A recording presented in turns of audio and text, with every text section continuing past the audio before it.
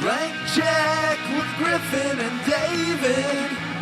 Blank check with Griffin and David. Don't know what to say or to expect.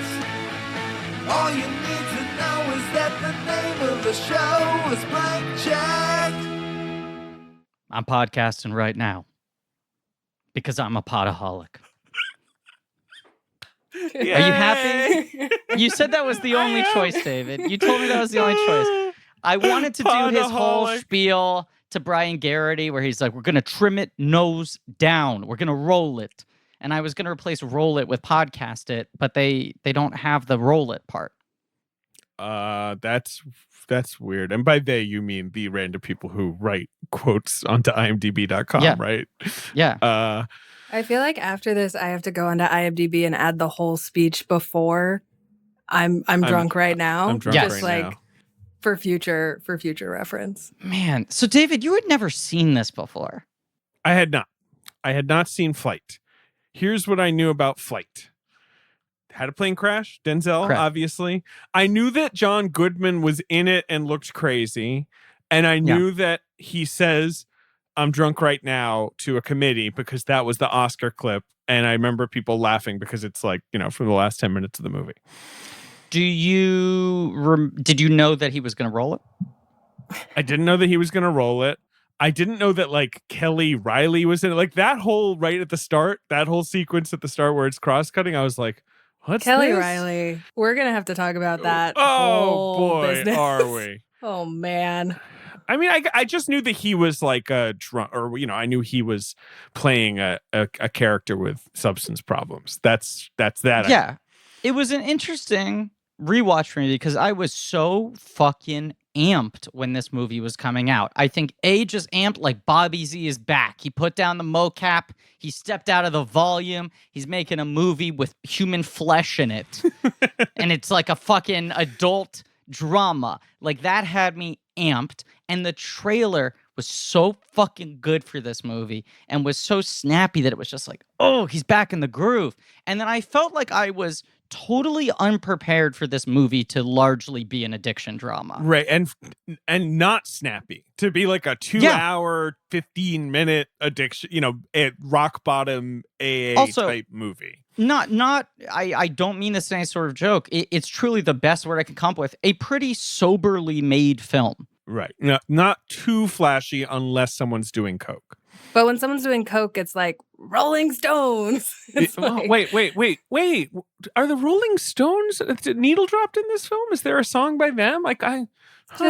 Maybe once or twice or maybe even 3 times. That's interesting because they don't really translate to cinema much. You never hear them in the movies, the Rolling Stones.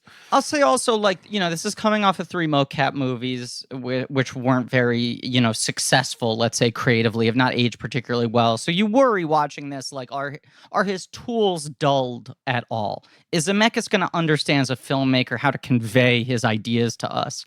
And then you see every time Whip Whitaker grabs a drink or lays some narcotics out on the table, I would get worried. I would go, I don't know if I can trust that Zemeckis will be able to tell us how this character is feeling after he takes these things. But in fact, the movie makes it quite clear to us that he's feeling all right. Wow, you really walked us there. I took the walk. You took the walk, but you landed the plane. I rolled it. You rolled it. And this is a podcast about filmographies. It's called Blank Check with Griffin and David. I'm Griffin. I'm David.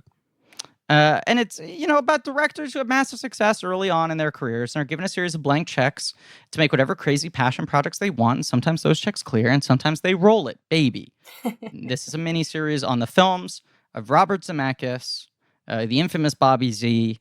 And today we're talking about Flight, his return to the land of the living. It's just like, I feel like it cannot be overstated how much people were just like, I guess we've lost Zemeckis. I guess he's just up this butt with his mocap stuff. I remember. And he's never going to make a live action movie ever again. Well, what was between this and Castaway? Like, what was that? 3 mocap movies. That's it. So it was like Beowulf, Polar Express, Beowulf, and A Christmas Carol. Oh, Christmas Carol. Mm-hmm.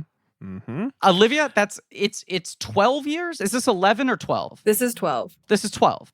There are 12 years between Castaway and this, where he only makes 3 mocap movies and then produces 2 additional mocap movies. And he publicly was like, this is my medium.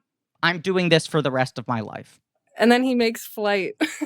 Right. So not only was it just like, oh my God, Zemeckis is out of that fucking pocket, but also that it was like, wow, this is an interesting choice for him to come back with. This does not feel like an obvious safe pick. You know, working with Denzel, obviously major star, but first time he'd worked with him. Yeah. R-rated for the first time since Used Cars, so 32 years. Yeah. It's a $30 million adult drama. Right. It's much like you know, The Walk and stuff coming up, like he made pretty cheaply. Denzel like waiving his fee, you know, like being like, come on, we'll make a real ass movie. Like, you know, you're a legend. And Zemeckis waiving his fee as well. I mean, both of them were just like, we like the script. This is a hot spec script. We want to get it made. Which is kind of like crazy to me because like, I can't really see on the page this movie being like the dialogue itself is like, no. Like this movie is good because of Robert Zemeckis and Denzel Washington. It's very trying to make sense of this script and the existence of this script and the journey of this script to the screen is very bizarre, especially when the X factor is one of the most successful living filmmakers decides to return to live action with this. He likes the script. The script by John Gatins. Oscar-nominated script. I was trying to contextualize how weird John Gatins' career is. John Gatins was like a sort of like pretty boy actor who never totally connected, but worked regularly, then worked with Tolan Robbins on something, and then he was like, you should write a script for me. So he wrote Summer Catch, and he wrote Hardball, when like Brian Robbins made that turn from like Nickelodeon movies into doing like light sports dramas, he was writing them, and he was just sort of very much like a Hollywood kind of journeyman screenwriter. And then this was like, he did, I think, 4 sports movies because he also did Coach Carter. He did Real Steel, which of course is a sports movie. He directed Dreamer. He directed Dreamer and wrote it. Yes. Dreamer with the fucking horse, yes, to quote the line from Hamlet 2. Best line in that movie. Although it's referencing the original Dreamer. But he's like working as an actor during all of this, like, you know, to marginal success, taking like small roles and shit, and then becomes this weird like sports studio drama guy at a time when that was still a thing where like every year there's got to be 3 sports studio dramas that come out in the winter months and do pretty well. He like rode that to success. And then this was his personal script. Yeah, right. He took like a decade. He was like, I'm going to write this for like 10 years. And it's like, do you see like 10 years of work in this script? No. Is it about him? Yes. Did he have substance? Yes. Okay. So he's pouring himself into it. So this is like, I think to some degree he was very much a like, especially in that way of, I feel like a lot of pretty boy actors who then become screenwriters. I won't even say pretty boy actors, but they're even just like a lot of sort of people who move to Hollywood to make it big and then end up being screenwriters. They're very mathematical about like, this is what sells. Because I don't come from a background of trying to be a writer. I don't have that pretension. What's my niche? What's my thing? And he very much feels like he was a guy who was always just like, what's there a market for? I'll write that. And then this was, I've been fighting with substance issues my entire life. I'm going to purge this all into a screenplay, which was coupled with, it's not based on Sully, which I feel like there was the common perception because of when this movie came out relative to that story. Oh, this must be him like taking a flight of fancy based on what, you know, how big a news story Sully was. It's based on a different flight where no one survived, but they did roll the plane. That's what it's based on. They did briefly roll a plane. Look, we're going to talk about aviation accidents in a second. Introduce our guest. Sure. And I have one other John Gatins credit I want to talk about. It's a mini-series called Podcastaway. Today we're talking about Flight. Our guest returned to the show for the second time, first time solo. She's going to roll it. From Iconography, one of my favorite podcasts, Olivia Craighead. Ugh, I am so happy to be on. David asked me, David and I were texting months ago, maybe April. And he was like, I was like, you're not going to like Flight because it is a scary movie about a plane crash. Yeah. True. And he said, do you like Flight? And I said, I think I like Flight. And he said, we can't find anyone to do Flight. And so now I'm here. I don't know if I put it that way. That makes it sound like you're... I don't think you did. I think you said Flight is open. The flight is now boarding, is what he said. He said the flight is boarding. Right. Yeah. I just good energy. Good energy. We're friends. What I'll say also is Denzel Washington might be my favorite actor. So I'm really excited to Very important in that prism. My favorite movie star, I often say, although Clooney, whatever, it's a war. You argued to me recently not that he's your favorite movie star, but that he is the best movie star of the generation. Right, of that generation. Right. I think that is like spot on. It's like, who else? Like Clooney maybe, but Clooney in recent years has just kind of like walked away to have a tequila company. Yes. I mean, it's good tequila, but yes, no. The thing with Clooney is you have to cut out the lows. Like the highs are very high. Whereas with Denzel, it's like even the lows are fun. Like that's sort of part of the magic of Denzel is like he could be in a movie that's just called like Mr. Bullet. And it's like, what's it about? It's like, it's like a guy in Miami and he gets, he's got to kill a drug dealer. And I'm like, this sounds great. I can't wait to watch this movie. That is absolutely the argument for Denzel because like the Clooney movies you have to erase are so often the passion projects or the ones that he directed that he really willed into existence. His directorial career, it's tough. Denzel, the strongest argument for him being the best movie star is that like through sheer force of will, he has turned every movie he's been in into at least a 6. Like nothing has ever fully flopped because he finds some way to roll it. And in a like comparing him to Clooney, like Clooney is not a great director. And Denzel can really pull one out. Like I was about to say this. That's the thing. He's even a good director, even though nobody really would. I think a lot of people would forget that he has directed 4 movies. I think it is right. Like people don't think of him like they think of Ben Affleck, where they're like, oh yes, like actor and also director sometimes. But like Denzel like gets nominated for like his movies get nominated for Oscars. So do Ben's, but like. It's also the wild that like George Clooney has made one movie that people liked and was viewed as a hit, right? Good Night, Good Luck. You mean directed? Yes, directed. Yeah, which is a genuinely, I really like that movie. I rewatched it and it stands up. Do you guys not like Leatherheads?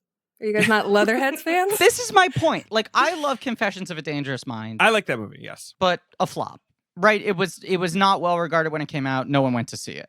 But that is a good movie. Yes. I love that movie. Good Night and Good Luck, big art house hit, big Oscar hit. That's his year where he's just fucking Mr. Academy. He wins supporting actor. He's nominated for director, producer, writer, all that sort of shit. And then he's still viewed as, to your point, Olivia, like, oh, that's one of our great sort of like actor directors. And he has not made one movie since then that has made any sort of impact. It's not just that. I would say that although he did insanely get an Oscar nomination for The Ides of March, which is another forgotten truth. The Ides of March is maybe one of the worst movies I've ever seen in my life. So terrible. This is the thing. Awful. He has not only not made another hit with critics or with audiences, although I think Monuments Men did okay. He has made 2 movies that are awful, like that are unwatchably bad, which is Ides of March and Suburbicon. To the extent that, like, Leatherheads and Monuments Men, you're like, okay, they're all right. Those are romps. By comparison, those are like absolute romps. Exactly. They're like 5s, and you're like, oh, well, I mean, they're not 1s. Like, but also, like, that was the best thing that came out of the Sony leaks was all his emails to Aim Pascal being like, what can I say? I really fucked this one up. This thing's unsalvageable. I'm sorry. Sometimes it happens. I tried my hardest. Let's just try to make it a hit. But, like, that's, like, on paper, layup. That cast, that premise, I know. You were just like, sounds fucking unbelievable. Ides of March, that play was so beloved. That cast he got on board, you were like, layup. So many times he's had a layup on paper. The best part of Ides of March is the poster where it's Ryan Gosling holding the Time magazine of George Clooney. It's a good poster. It's like that tells you all you need to know. He's the man behind George Clooney. There's like problems, whatever. The rest of the movie is dog shit. Should have stopped at the poster. Don't make the movie. the thing with the Ides of March is the play is unforgivably bad, but everyone was kind of dazzled by it. And then Beau Wilmot, who wrote it, goes on to make House of Cards, which is also unforgivably bad, but people act like it isn't. It drives me crazy. It's a national delusion. People love to like take a bad play and be like, we love it, and turn it into a movie. And it's like, oh, like, and Ides of March, it's stacked. Gosling, Philip Seymour Hoffman, Giamatti, like everyone's like kind of raging in that movie, and everyone's just sort of like. Is Evan Rachel Wood's the woman in that movie? Correct. Yeah. She had an abortion. There's some scandal that's being covered up. Right. And she commits suicide, right? Isn't that a big part of it? I think she kills herself. Yes. I think that's what happens. Yeah. Ugh. And Gosling at the end is like, I feel like politics is not the idealistic enterprise I signed up for after all this. Like, that's the lesson of the Ides of March. He's got this movie. He has a film coming out this year, an apocalyptic space drama called The Midnight Sky. Not one person knows this is happening. Who does? Gosling? George Clooney. He wrote, directed, and starred in it.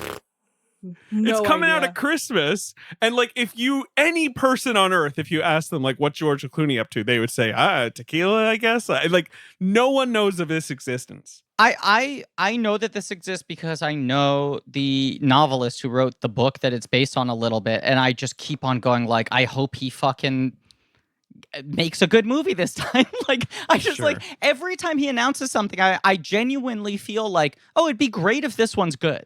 He always gets good people on board. He always sort of gets good material to one degree or another. So it's a space movie? It's a post-apocalyptic winter movie. Oh, okay. It's like post-global warming. It's not space, but it's sci-fi. Okay, that still seems like there's too much going on for him to deal with. As like all his movies are very much like we are on Earth, and these are just about like people talking to each other, and to add like genre into it. But he did like a fucking period screwball comedy, and he did like a World War II like heist movie, and he did a Coen Brothers movie, and like a fucking talkie play. Like none of them are as wild as genre swings, but it's like he does really try shit. Yes. I think he's always trying to do a kind of a movie that he loves, right? And like Leatherhead's right. It's like, this should work. Great. Yes, Clooney wants to do like a Preston Sturges movie that's like zingy and like, that sounds great. And it's boring. Like, I don't know what's happening. I don't know what. But that's almost. Why are we talking about George Clooney? Well, I'll say, I remember when Michael Clayton was coming out and he was like, yeah, I read the script and I loved it. I wanted to direct it. But the writer was so like stubborn about that he wanted to direct it himself. And I remember hearing like, that sounds like a bad sign. Why is this writer insisting that he make his directing debut on this? And then you look at it and you're like, you almost in your mind course correct it and give Clooney directing credit for that movie. It's not that I ever forget that Tony Gilroy made it, but it's that's the perfect George Clooney movie. It is. Yeah. It is. But if George Clooney had directed Michael Clayton, that movie would not be as good. Exactly. Right. It just feels like fundamentally. Now here's the bridge I'm going to build. John Gatins for years was like, Flight is the movie I'm going to direct. I did Dreamer. I proved my bona fides as a Hollywood screenwriter. This is my personal project. This is a script I want to direct. I want to make it a smaller scale. I don't think it was ever a blacklist script, but it was very much like a buzzy sort of like, oh, this is a good script, but it's tough. It's not very commercial. How do you make it? And then when Disney shut down Image Movers, there was like, we covered this in our last episode, but Christmas Carol and Mars Needs Moms come out within 3 months of each other and lose Disney probably $300 million combined. And immediately Disney was like, this is done. He was like, I got no place for these mocap movies. And by all accounts, he kind of goes to his agents and he goes like, I guess I'm open for business. Send me every script. So there was this period then where it was like a feeding frenzy of just Zemeckis is weighing like 20 things. He's considering this. He's considering that. This book that's never been adapted. This spec script that's existed for a while. It was just like everything was being thrown to Zemeckis. There's a book called Replay. Okay. That's about a guy who keeps on having to relive his life over and over again. He dies and then it resets to like his 20s. And then he has to keep on reliving up to the point where he dies over and over again. That was written before Groundhog Day and Peggy Sue Got Married and a lot of the movies that have similar premises. So there was some excitement over like, oh, this is like kind of the text, and Zemeckis, who made the great time travel movie, is going to make this thing. And it was between this and Flight was kind of the spoiler.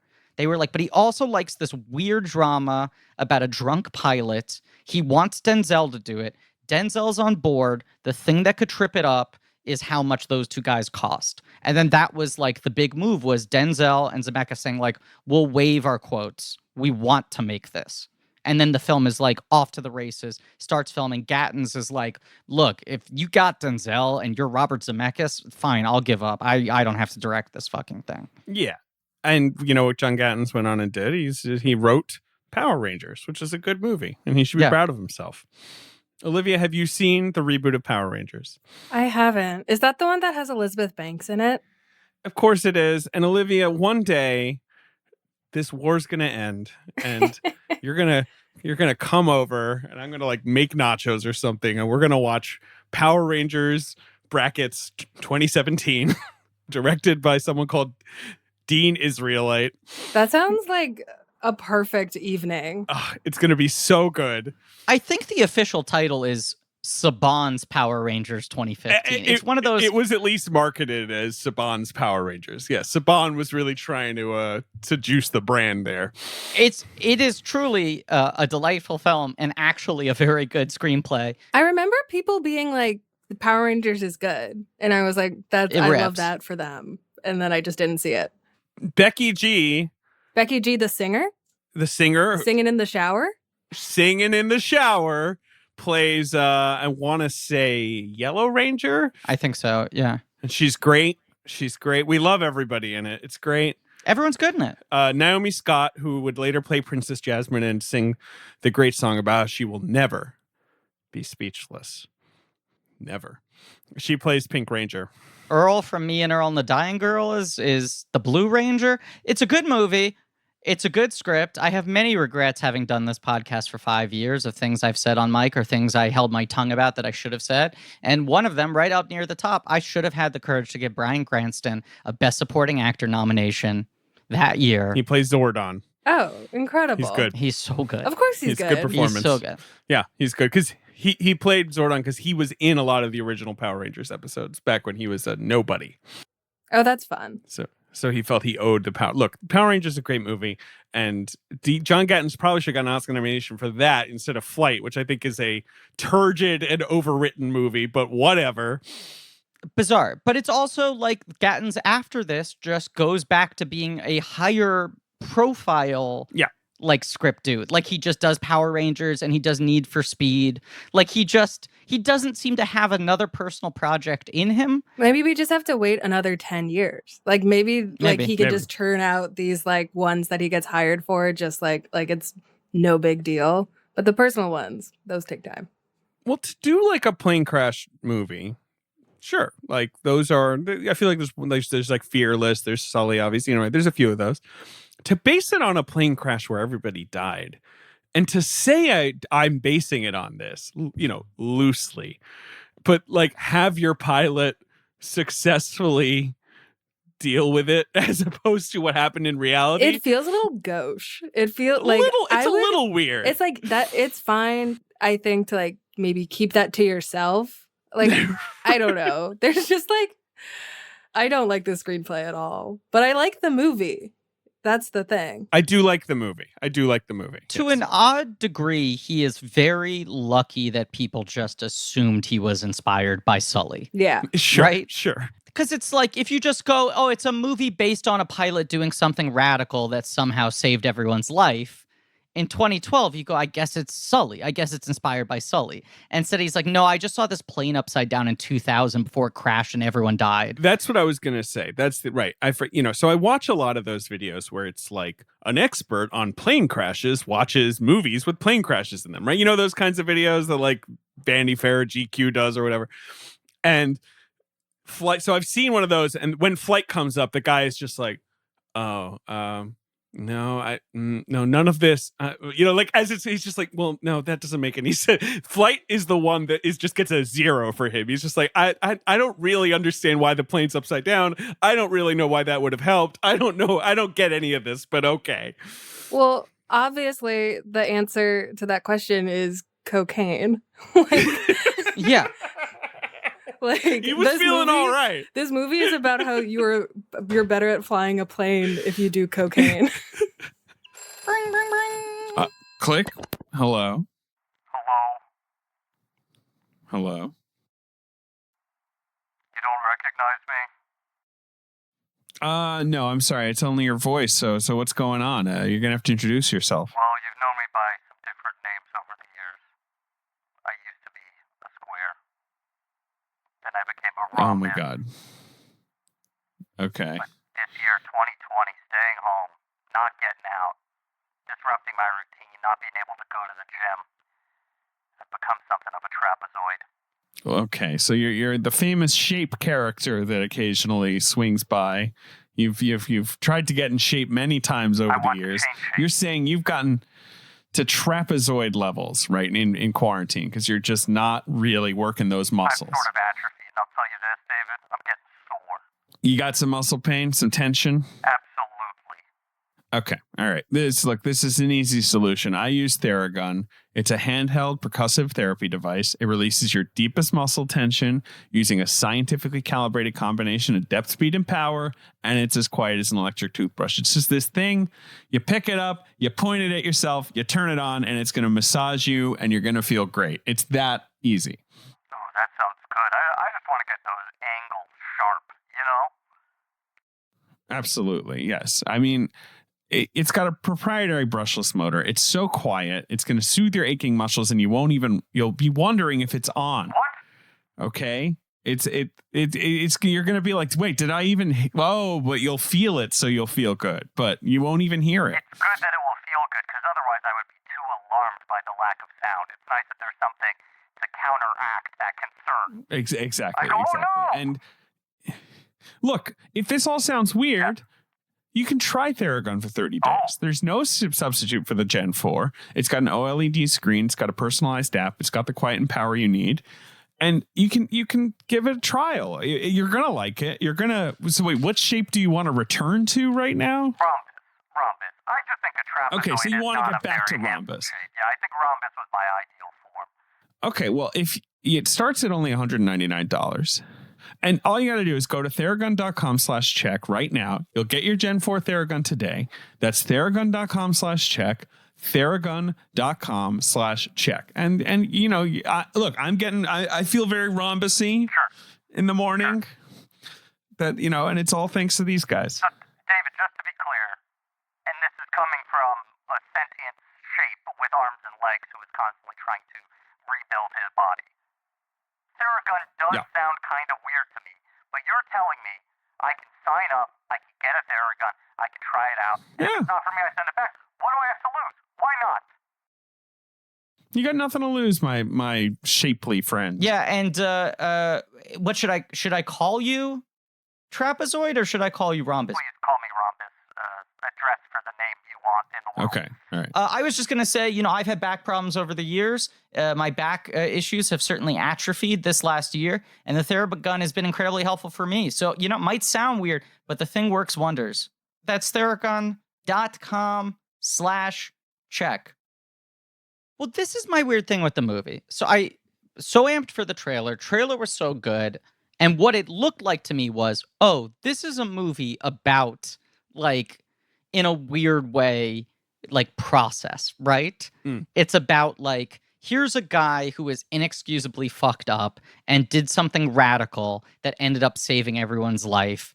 Is the fact that he was fucked up the only reason he thought to do that? And it made it seem like most of the movie was just like the investigation, the looming specter of Melissa Leo, and this question of, like, does that negate him being a hero, or is he lucky that him being wasted didn't kill everyone's life? Melissa Leo does loom large in all of our lives. She is the specter we will all confront one day. It is crazy that you don't, like, see her beforehand. And so in the last, like, 5 minutes of the movie, you're like, oh, that's Melissa Everyone's Leo. like, Ellen Block. Whoa, you gotta look like, out. she's terrifying. And it's like, they got Melissa Leo. She is kind of scary. But that's the power of Melissa Leo. She bought those ads in Variety asking us to consider, And people went, oh, she wants them to consider to vote for her for the Oscar. No, she was asking you to consider her at all moments, in all walks of life. Just always consider what would happen if she were to enter a film in the last 5 minutes. And we all listen to her, and we are all considering Melissa Leo all the time. It worked.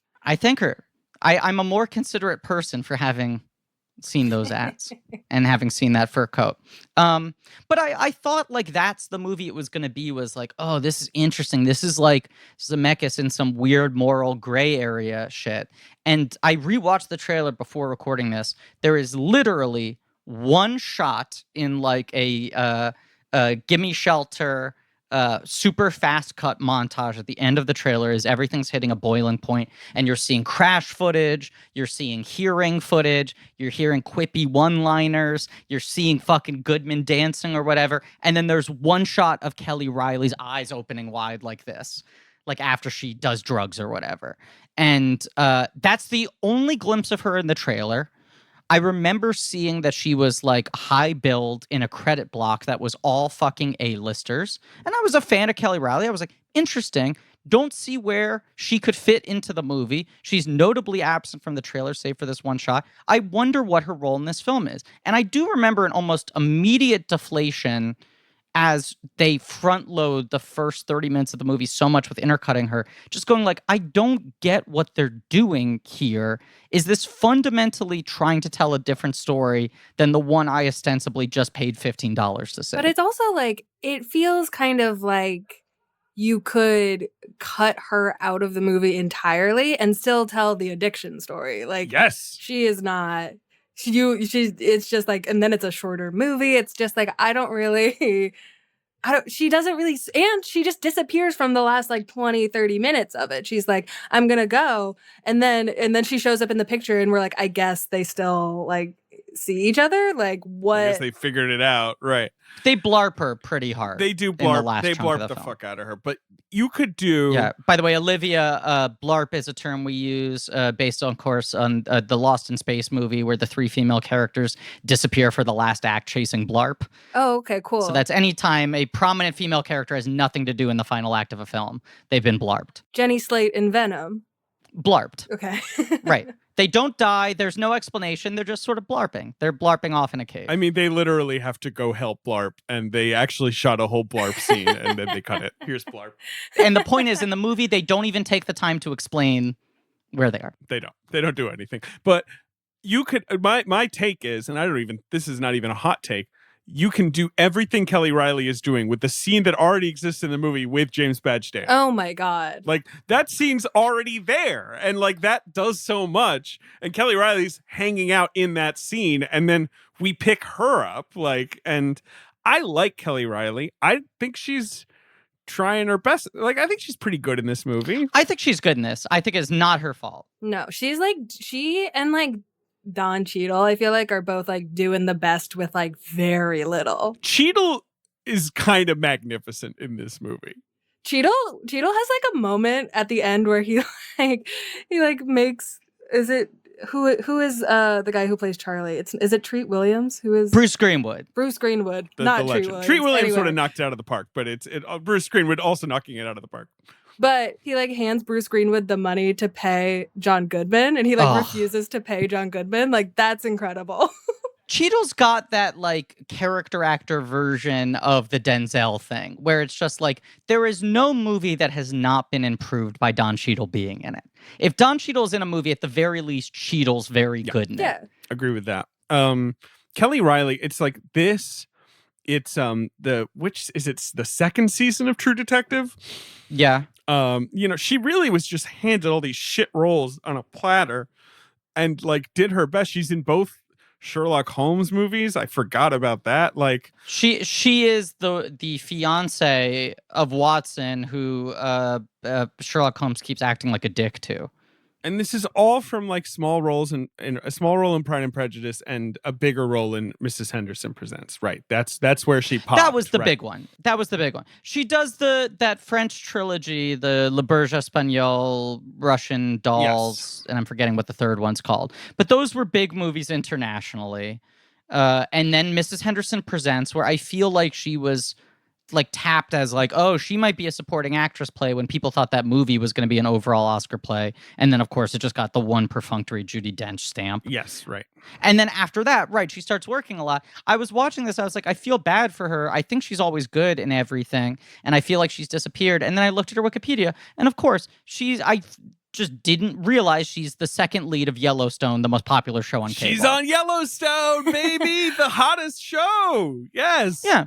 And it's like that's the highest rated show ever, I guess. Everyone loves Yellowstone. Everyone loves the like wilderness of Wyoming. I guess she makes $4 million an episode. Like, I guess she's doing great. It's like Yellowstone episode 1, Yellowstone episode 2, Super Bowl 40. You know, like if you're just going down the ratings, like all-time ratings. The finale of MASH. Right. Yeah. Roots. Right. Yellowstone Obama announcing 6. that they got Bin Laden. Isn't Yellowstone on like a weird channel? It's on the too? Paramount Network, which used to be Spike. Yes. Only rebanded to Paramount Network within the last 2 years. Did they like focus group it and they were like TV for men doesn't work anymore, so we're pivoting? Well, it was that weird too, like Viacom and CBS had split and then they got back together. No, but they pivoted from TV for 35-year-old men to TV for 55-year-old men. That it was a mild pivot. So they were just like aging up with their demographic. Yeah, it shows for uncles.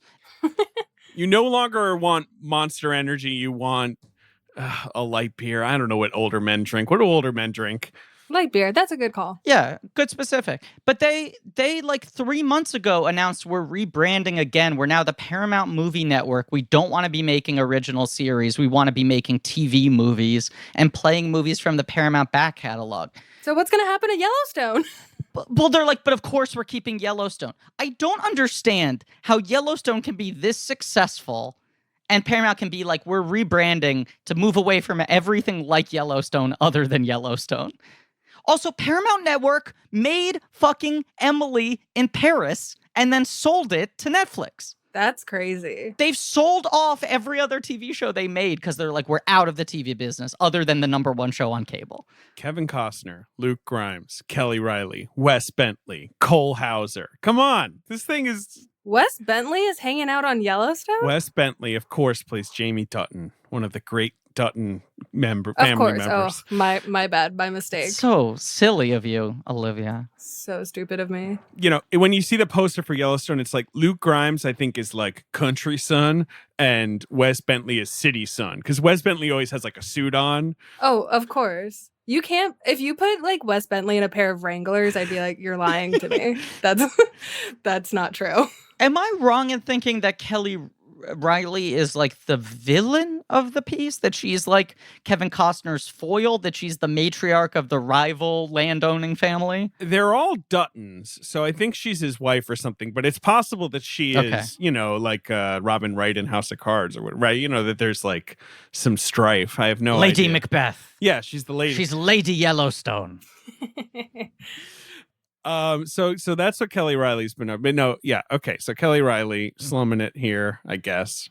I don't know. Like, there's a world where she gets there's a world where this movie gets like 8 Oscar nominations, right? Where picture, director, actor, you get Goodman in there, you get Kelly Riley in there. You know, like it's weird that it didn't. But it wasn't quite big enough. Maybe, I don't know. It's almost weird though that it wasn't a Best Picture nomination, because this year is so weird for the Oscars. This year is like trash for the Oscars, kind of. It's like a good bad year in that, like, it's not like they didn't nominate some good movies, but they end up settling on Argo. I think partly just out of like, it's like Argo, and it's like Alan Arkin gets nominated for Best Supporting Actor for saying like one fun line 10 times. I know. What's Best the line? Supporting Joke. Argo, fuck yourself. Argo, fuck yourself. I'd like to award both of you Oscar nominations. David's It laughing. is a good line. The first time you hear it, is you're funny, like, that yes. is so funny. That is absolutely a Best Supporting line reading performance. Like, I just, anyone who put Alan Arkin at the top of their ballot that year, I want to ask him, can you name one other thing he did in that movie? Goodman is in Argo as well, isn't he? Yeah. He's good in that. It's Arkin and Goodman hanging out. That's the duo. It's That's so awful that John Goodman has 0 Oscar nominations. He turned in 2 great performances in 2012, ignored again. He was not on the list. The National Board of Review gave him a special award in 2010 for Flight, Argo, Trouble with the Curve, and Paranorman. Good. That's good. That's yes, I like that. Good, man. Good, man. I think my hot take also is that if James Badgedale were like a slightly more famous person giving the same exact performance, he would have gotten nominated for supporting actor. Absolutely. That's like one of those scenes where it just like it's very, very good and like he comes in, comes out, changes the course of the movie. And even like in that scene, they're like, wasn't that crazy? Wasn't that crazy what he just did? Yeah, it's good that in a scene you can plausibly have the actors react to it as like, Jesus. That was But there was awesome. also like good job by that guy. I remember there being a ton of buzz around that performance. I remember him doing a lot of like for your consideration press. It did feel like they were testing the waters about him getting like a one scene nomination. And I do think it led to like his next wave of jobs after that. Like this was a thing that really kind of elevated him. But I don't know. It's bizarre. It's like one of those things where like we're talking about the weird Oscar story of this movie and that it feels like it both overperformed and underperformed. Like Denzel getting an actor nomination, slam dunk. What's weird is for it to get screenplay and then get nothing else. Like no visual effects, no director. Really like, weird. So bizarre. The director nominees, they're this is the thing. Beasts of the Southern Wild is the one where you're like, okay. But at the time, that was just that weird, like, mini phenomenon. I mean, it feels like we all kind of went crazy for Beasts of the Southern Wild. We had Southern Wild fever. That movie is 92% the score. That is my argument. The score is incredible. I still listen when I have to like when I have to like work. I just put that score on repeat and just like bang something out. They should have nominated that score for Best Director. That's what they should have done. Well, he freaking did the score too. That was the whole thing. It was him and this guy. Him and Wallfish, Dan Romer. who's so Yes, good. yeah, Dan Romer. Yeah, sorry. But Ben Zeitlin did the score with them. It's true. And his score for Wendy, his much delayed follow-up, is also really good, even though Wendy is not very good, in my opinion. But Ang Lee, Michael Haneke, right, Ben Zeitlin, Steven Spielberg, David O. Russell. Like it is a fairly muscular. I mean, that's Affleck is snubbed. Like the story is no Affleck, and Catherine Bigelow's snubbed, and Quentin Tarantino is snubbed. Like there's a lot of big shots in there who didn't make it. So it is right. I feel like the snubbings were the headline that year, and Ang Lee kind of weirdly wins by default because Affleck isn't nominated. Spielberg, is already won. David O. Russell, it's like, whoa, not there yet. Let's over-nominate his next two movies as well. The whole thing's so bizarre. But the one thing we're not acknowledging here was that this movie was a big fucking hit. Yeah. That this movie did incredibly well. It overperformed beyond most Denzel movies. Like, that's the weird thing, is I feel like at this time in particular, Denzel movies, especially if we're talking about like thrillers and action movies and whatever, would open to $20 million, end up somewhere between like 60 and 80. He rarely would cross over $100 million unless he was like co-starring with someone who's also big, like Pelican Brief, like what was the Safe House, when Ryan Reynolds had like all the heat in the world at that one moment. But usually he would make like opens to 20, ends up at 70. And then this movie like opened close to 30 and made like 90, right? Was this like a Christmas movie? Was it around that? It was early November. Okay. It was like a sort of a Thanksgiving-y movie, yes. But it didn't even benefit from like a holiday weekend. It came out in a random weekend in November, opened really high, multiplied well. I think it literally just had an incredible trailer. The trailer's and that trailer was like unbelievable. on all the time. That's what I remember from this movie, is like seeing the trailer all the time, not seeing it in theaters, and then like seeing that Denzel got an Oscar nomination and being like, oh, is that movie good? I don't know. And then I didn't know for like 6 more years. The premise, how the trailer presents it, feels very engaging. Like as an audience member, you're like, fuck, I want to see how this plays out. That is true. I'd be curious to see like the cinema score on this, because I would like to know like what people thought going in and how they felt like coming out, and if they were like, loved it. Let's see if it has a cinema score. It does not. I mean, I saw it opening weekend with my buddy Perlin, who is like my number one movie going companion, I would say, over the years. And we tend to see Denzel movies together. We were so amped for this. We saw this like fucking AMC 25 afternoon, Saturday it came out. The audience felt amped, and it was definitely kind of muted afterwards. And I feel like we walked out and we're like, it's not bad, but I was expecting to love that. And I'm surprised it's that much about him not admitting he's an alcoholic. Like, I'm surprised that the main dramatic crux of the movie is just his denial over the investigation. Right. Because you think it's going to be kind of like Sully, where the whole thing is like, we got this NTSB trial or hearing or whatever. Like, the press is everywhere, blah, blah, blah, blah, blah. And it like could have been that movie. And then it's a completely different thing. Sully, which of course is a wonderful, perfect movie in which 155 souls were saved. More souls than on the flight. There are Far 102 more. souls on the flight. And the flight's on a smaller plane, a very bad plane. And if you ever see yourself on an MD-80, get off the plane. But that's neither here nor there. Sully is about like him dealing with the trauma of the flight, right? And like, so it's a perfect structure where it's like he's recalling elements of it. It's being questioned. It's being investigated. We don't see the entire thing in full until, right at the end. It's brilliant. Sully's the anti-flight. Yes. Flight is, we see the flight, we see the crash happen. You know exactly what happened. You saw him before the flight. There's no gray area. He wakes up and he's like, yeah, well, I nailed that. Anyway, I have a lot of other shit to deal with. 2 hours to go. And you're like, yeah, is he... I mean, that was a relatively intense... Is he all right? And it's like, the plane crash? Yeah, no, that's not... He's not worried about that. He treats that like he totaled his car. Like, Right. It's annoying. He's like, my fucking Toyota, like the carburetor. Like, but at no point is he reckoning with this horrifying thing that happened to him, except by hitting rock bottom as an alcoholic. I guess that's the way it's happening. I don't think it makes sense. Like, we're going back to bashing the screenplay, but I don't think it ties those two things together.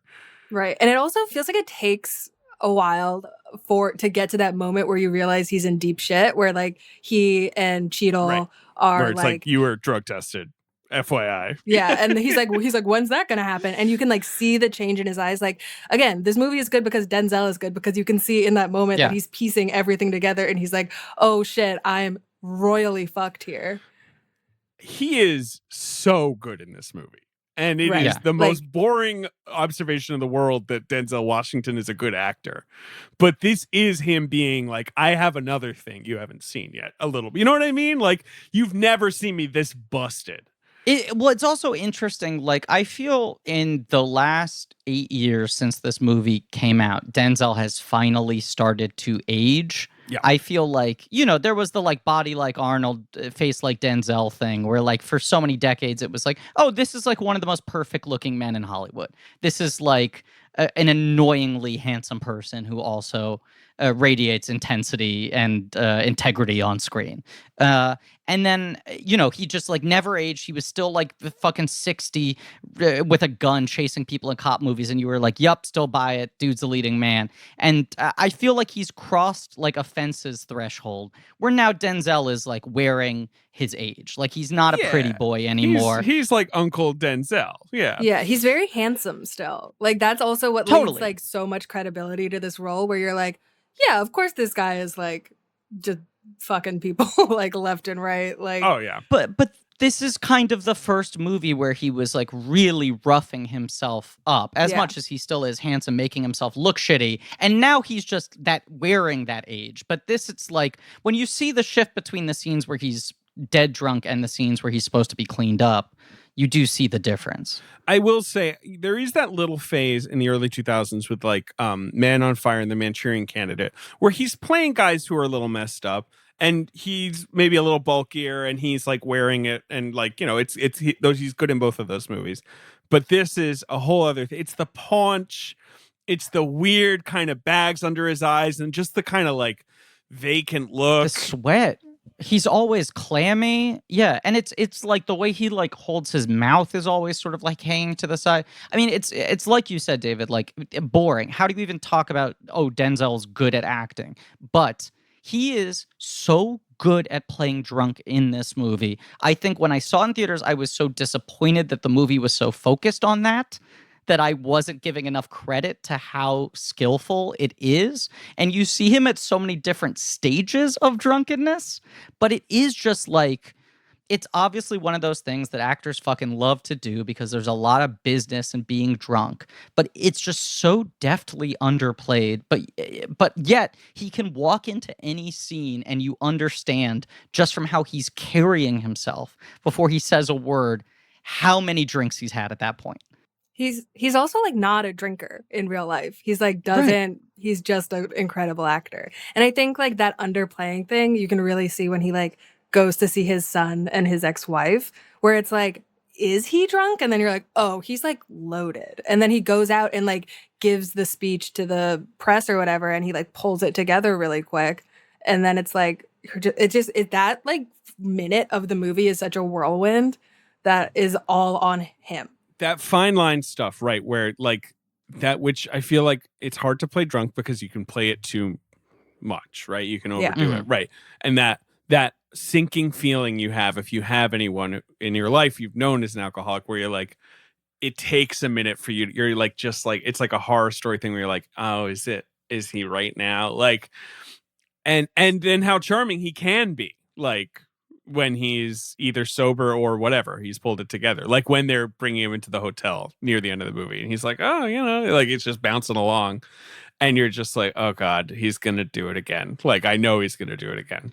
It's the thing that smart actors say, which is the pitfall of playing drunk is that you want to play drunk because that seems fun. And the error there is that drunk people are always trying to convince you that they're sober. So you have to play someone trying to play sober, which is in and of itself more difficult to do because you have to play two contradictory things at the same time. You have to act like you're drunk, and then on top of that, act like you're not trying to show that you're drunk. He's an actor where it feels too low that he has 2 Oscars. Yeah. He should have more. He should have 4. Well, okay, what do you think the 4 are? Well, the thing is, I might take Glory away from him. He's good in Glory. But he doesn't need that Oscar if you know the career that's coming. Like, obviously that helps him get the career that's coming. You could have given Andre Braugher his same Oscar. Andre Braugher's great in Glory, but I mean, that's the year of Martin Landau and Crimes and Misdemeanors. Danny, everyone in Do the Right Thing, honestly. Danny Aiello, there's a lot of good nominees. Like, the ones he needs are Malcolm X, Training Day, and then like pick him of like Flight and Fences and Roman J. His later Roman J. Israel. He's Esquire. so good in Roman J. Israel. You guys are rejecting or neglecting to mention Unstoppable, another movie where he's in charge of a big machine that's going awry. That comes out like 2 years earlier. Olivia, you joke. I think Unstoppable has come up 3 times in this miniseries. Really? I forget how, but I know we've talked about it on recent episodes. It has come up. I watched that movie at some point during quarantine, and I was like, this movie is just perfect. It's like so good. He's so good in it. Chris Pine is so good in it. Pine is incredible in it. Washington's incrediall in it. Their chemistry is nuclear. It's so good.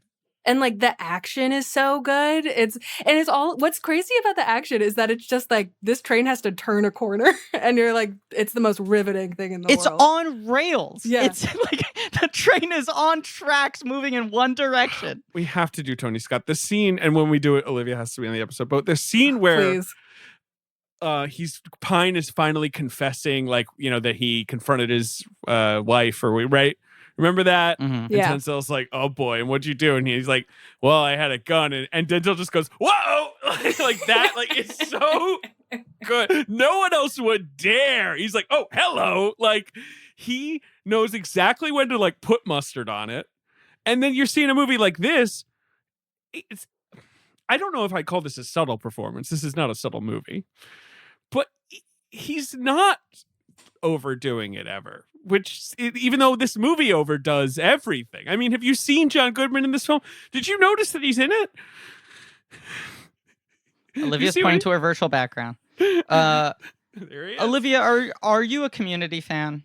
I am a Community fan. I've been watching Community in quarantine because you can kind of just like watch any episode, much like The Simpsons, which I have also been watching, because you can just like go wherever and be like, I get what's happening here. I'm here for some jokes. Like, I'd love to see it.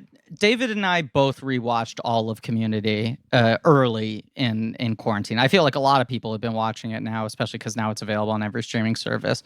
It remains one of my favorite jokes in any television series ever, where they set up Goodman at the beginning of that season with the air conditioning repair school.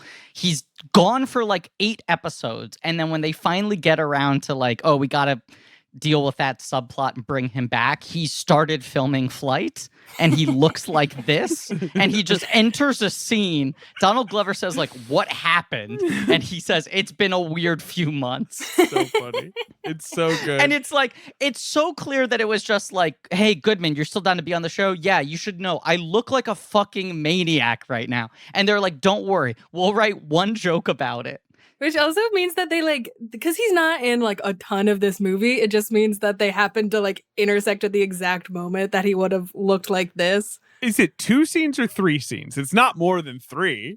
Because he's like the hospital. Driving him as well. Yeah, right. he drives him and then he comes back to the hotel. Yeah, it's 3 scenes, but he apparently spent 9 months growing out that ponytail. The ponytail is fun also because it's like, from the front, you're like, that's just John Goodman. And then he'll like turn around and it's like a braid almost. It's like long. Yeah, he's got like a long, thick Navi braid. It looks like he would use it to connect to a dragon. I would connect to John Goodman's weird braid. Yes, of course. Awo would hear some things. David. Hello. This episode, it feels like we got all our old favorites back in the advertising fold. Some The of OG. our oldest and most beloved sponsors of this show. Because guess what? It's an ad for Mack Weldon. Mack Weldon, they've been with us from the beginning. It's, a one-stop shop for men's essentials, believes in great designs, high-quality fabrics. You can get your socks, your shirts, your hoodies, your underwear, your polos, whatever you need. They've got all kinds of stuff that promise comfort and a consistent fit. I'm wearing Mack Weldon right now. I wear it all the time. David, I looked down and I went, oh, wow, I am wearing Mack Weldon. That's by complete chance. But I'll tell you, my Mack Weldon, my sweatpants, my undies, I get excited when I open up the laundry bag and I go, oh, right, I washed those. I can wear them again. It feels like a special day. I'll take anything I can to make a day feel special. But the days when I put on a Mack Weldon item, rather than my other crummy non-silver clothes, is a day when I treat myself.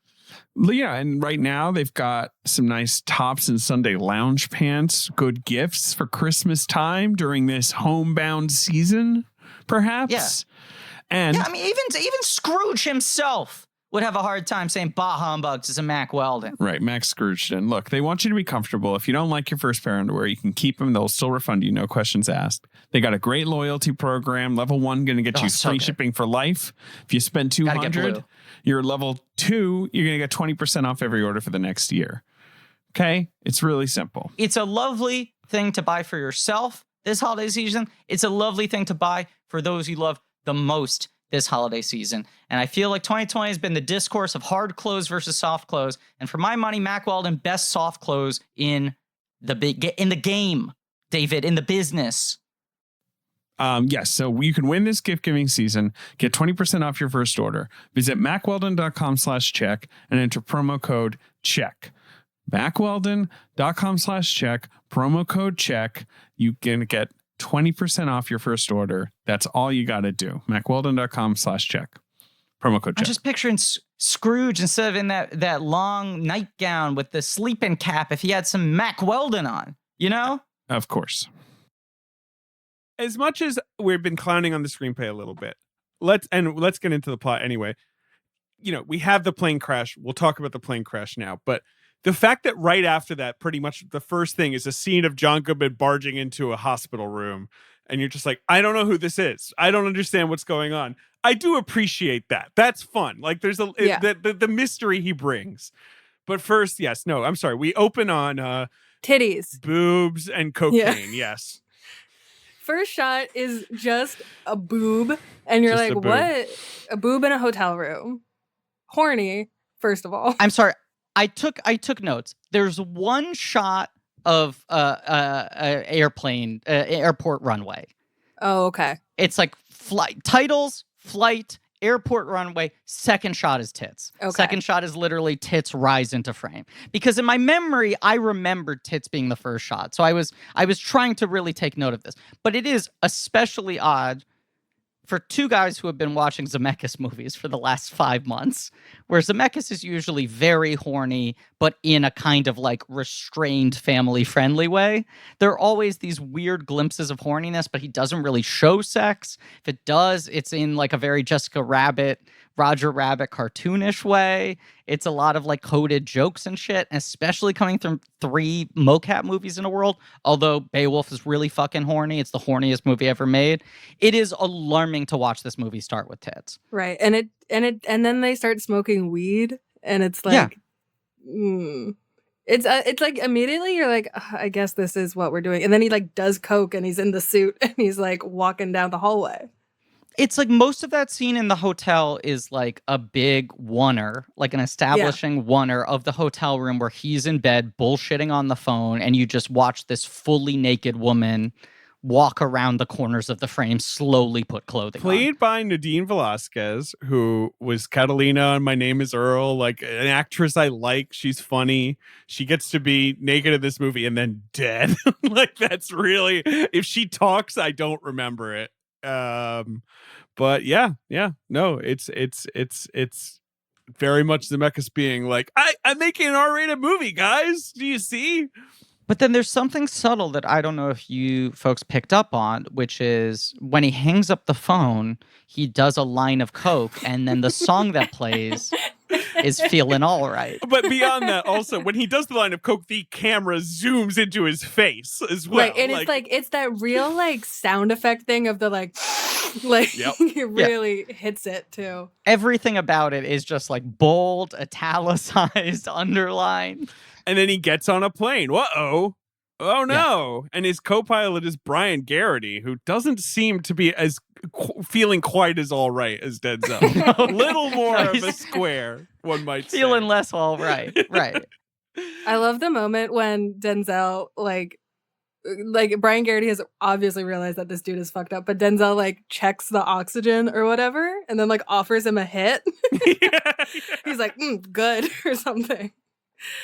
Which is like, of course he knew you were drunk. Like, you got 2 aspirin and a coffee and then took a giant hit off the oxygen tank. We should point out that, like, the Airline Pilots Union was like, this is the most offensive movie ever made in the history of our industry. We are so mad. And I feel like they were like, we have done decades of work to convince you that pilots are not drunks who bang stewardesses at hotel rooms, and this movie is wiping it all away. It's not their fault that flying a plane is cool as shit, and so is like fucking women, I guess.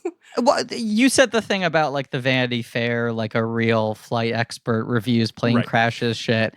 And it's like this movie has the confidence of like, Denzel is so good at playing experts on screen, right? Yes. You trust whatever he's saying. Right. Yeah. Absolutely. And B, there's so much lingo in this whole opening like flight that I'm just like, oh shit, this movie must be really accurate. Like every time he says like, we're gonna trim the nose, I'm just like, fuck, that's a phrase I haven't heard before. I guess this movie did its research. They're talking about like the elevator doesn't work. I'm like, I have no idea where an elevator fits into like a plane, but like I guess it's bad if it doesn't work. Elevator's the thing that makes the plane do this, basically. I think Melissa Leo explains that at the end. So I learned. I think the technical language is basically on point. I don't know if you know this about David, Olivia, but he hates planes. They freak him out. He doesn't like flying. And yet, as a way to sort of try to conquer the fear, he obsessively tries to learn as much about planes as he can and watches videos of successful flight landings to put himself to sleep at night. And takeoffs. I think that, well, okay, as I don't love flying either, and takeoff and landing is the worst part. Of course. When I was a kid, I used to get really sick on planes. I was the kid who would like throw up on a plane. Wow. And I was that like, sucks. So now I get like so nervous when I fly, especially if there's like a slight hiccup on the way down. I'm like, this is over. This is. I'm a little calmer about landing unless it's really bumpy, because then it's like, at least this is soon going to end. Like, that's the only relief that's coming with landing. Takeoff is the worst. I cannot stand it. The anticipation, the fact that you're at an angle, the fact that the plane banks, that you like that, you like all. I hate it. I hate flying. You hate it when they trim the nose. I do. So, but all that to say, the plane crash the whole flight sequence, which is probably 25 minutes, right? Is That's not great. what he says. He says we're gonna trim it nose down. That's the term. Right. Because it's like doing this. But no, the flight's incredible, and I feel like that was one of these things with this movie where either people were like, I gotta go see this. I hear the fucking flight sequence is insane, or people like you were like, I will never watch that movie in my life. It scares me too much. Because also it's like the flight starts with that crazy thing where they have to get out of the storm, and that itself is like so stressful. That is my true nightmare. That's Psych Out. Right. It's a good Psych Out. I mean, I really was white knuckling it. And Forky was like, do you want me to watch this movie with you? Like, I was like, this movie has a plane crash in it. And she was like, okay, well, let's watch the movie together. I picture her cradling you throughout this entire movie, literally holding you in her It's not like that. That's what it's like on a plane. Not cradling, but she has to manage me. But because the problem is that on a plane, I might yell, "That's not right," or something like that. Like I might do something that's not appropriate. You plane splain? No, I don't. No. That I might say aloud something that is a fear in my head. Like the plane will go like, and I'm like, that's not good. And like, you shouldn't be yelling that on a plane. And under any circumstance, I don't do that. To be clear, I do my best to, be calm. But it's the combo of it seems really scary. He's weirdly calm about it. But then Garrity is kind of looking at him like, all right, ooh. Like, that was risky. Yeah. It's really, that's great. And that's just him being a cowboy. He's just like, fuck it. We can get through this turbulence. There's a little pocket over there. Right. He's like, we're not doing autopilot today or whatever. He's like, I'm going to fly it. And it's like so dangerous, obviously. Like, right. Immediately you're like, this guy is bonkers. He is. Well, this is the movie that I want to watch, that I get most excited by the glimpses of, which is like, does this crazy move, finds the pocket of clear air, pulls it off. The entire flight applauds him, right? This guy's a fucking hero. They can tell that things are scary. He did something radical and it worked. This guy's just like a fucking incredible at being a pilot. Then he steps out, does the shit with the fucking bottles of vodka into the orange juice. And while he's doing that with one hand, he's over the PA with the other hand, doing like fucking stand up, doing his like Letterman 5, right? And he's killing. He's not just like talking to them like he's through like fucking near miss of what just happened. He's like winning them over. Like everyone's loving it. And I'm like, this is what I find interesting in this premise, is not like I don't even know how to describe this properly, because it's not like oh, how do you separate the art from the artist thing? But it's almost like how do you separate people's strengths from their weaknesses, right?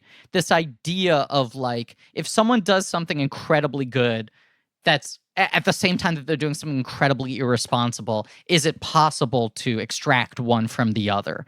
Like that's all interesting to me. And to watch him, like this whole sequence where you're kind of watching everything through Garrity's eyes, where it's like, okay, he's a movie star, he's cool, he's charming, he's nailing this, but also he's literally like sleeping at the wheel with like a like piece of paper, the napkin or whatever. right?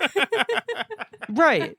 Like all this shit, you're like, this shouldn't fucking work, but I know what movie I bought a ticket to. He's gonna roll it. He is gonna roll it. He does roll it. When they are in the air, suddenly, essentially what happened to Alaska 261, which is the flight this is based on, is like the fucking tail broke, the rudder broke, the thing that like makes everything make sense just exploded because they hadn't been maintaining it, blah, blah, blah. It was just like years of neglect.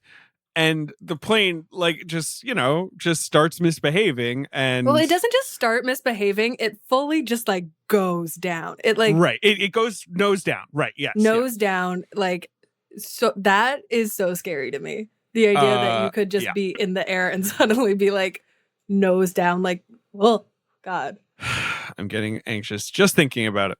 Whenever they cut to the cabin, I can't watch it. It freaks me out too much. Like, I can handle anything with flying that is not in a passenger jet. You know what I mean? Like, because then I'm just like, okay, yeah, whatever. This is just science fiction to me anyway. Like military planes, space, right? Any of that. But when we're cutting to people in cloth seats, and their drinks are rattling, I'm like, no, I can't watch this. This is too horrifying to me.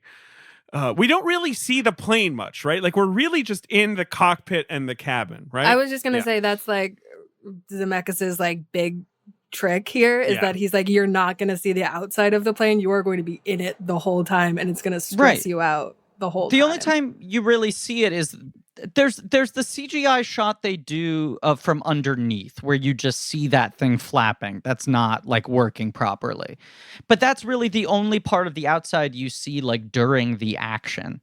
But it's also like, this is Zemeckis making his first live action movie since Castaway. Another movie where everyone's like, oh, fuck, this crash is going to be bad. I know the crash is going to be bad. People cite it as like a famously terrifying crash. So you have to know that he's coming to the table being like, I got to one up myself. Right. Like, I got to do something different. I've set a standard for myself. But also the movie's based around the premise that like this miracle shit happens in this absurdly unlucky circumstance. Every time he like sets up another piece, because Zemeckis is such a like breadcrumb storyteller of just like, I put this here, remember this is going to come back into play later. When you see the overhead compartment open, you're just like, fuck me, Zemeckis is going to do some shit with this. Someone is going to end up fucked up because of that, and then you see the flight attendant like unbuckle herself. I can't with her when she's knocked her head and they roll it, and then she's no. It's so that makes me so upset. I know. It's like very so bad. Viscerally upset. He's such an exacting filmmaker that anytime you see anything happen in the cabin, it happens with such a sense of dread, because you're like, that is to set up something worse that is going to happen in 2 minutes. Right. And even the vodka bottles and the orange juice, like those come back later because they're like, what are those? Like everything is kind of pieced together and it comes together in some kind of bow, which is maybe the screenplay, but it also feels very Zemeckis. It's very Zemeckis. I mean, that's a through line of literally every movie he's made. So either that's why he liked the screenplay, or that's something that he mandated in the rewrite, because he never there's always that I'm going to make a shot based around spotlighting the vodka going into the orange juice as much as possible, so that image sticks in your mind, so we can recall it an hour and 20 minutes later, and it's not out of nowhere.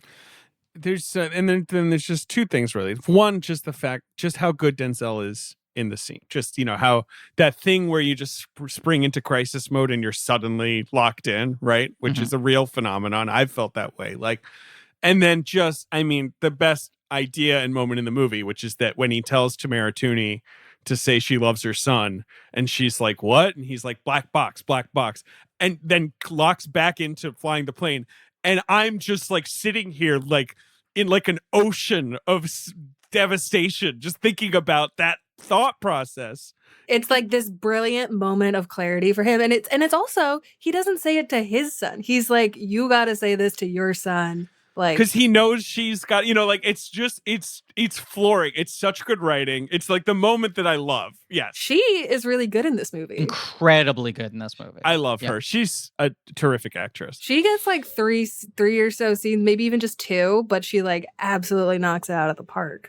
She played Calpurnia when he did Julius Caesar on Broadway. I feel like he knows, whatever, they've known each other for years or whatever. She's such a pro. I mean, obviously everyone I feel knows her best from SVU and stuff like that, but she's a pro.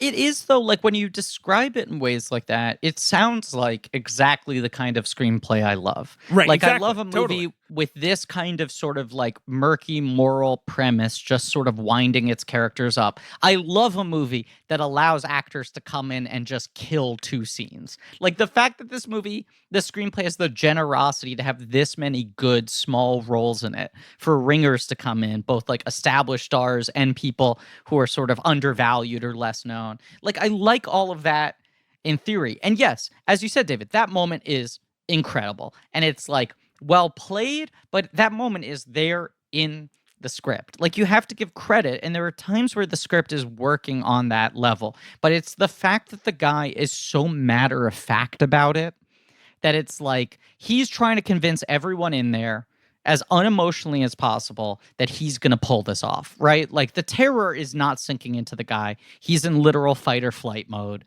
It's like, I'm going to fucking fix this. But also he's like, but I can't be sentimental about this. I might fail. And if I fail, she should say goodbye to her son. The fact that it's just like checklist, you know? Totally. Blows my mind. It's so good. The plane crash is crazy. Wait a second. I'm trying to remember. He does something weird. What does he do with the plane? Does he bop it? Does he twist it? Twist it. He doesn't pull it. No, David, what does he do? He rolls it. Rolls it. Right. He turns the plane upside down so it is inverted. The way he says it too, he's like, "We're gonna roll it." He really like roll it. We're gonna roll it. I love it. It's one of my favorite line ratings. And I guess the implication is that somehow he can, like, the stabilizer works, like, you know, when it's upside down or something.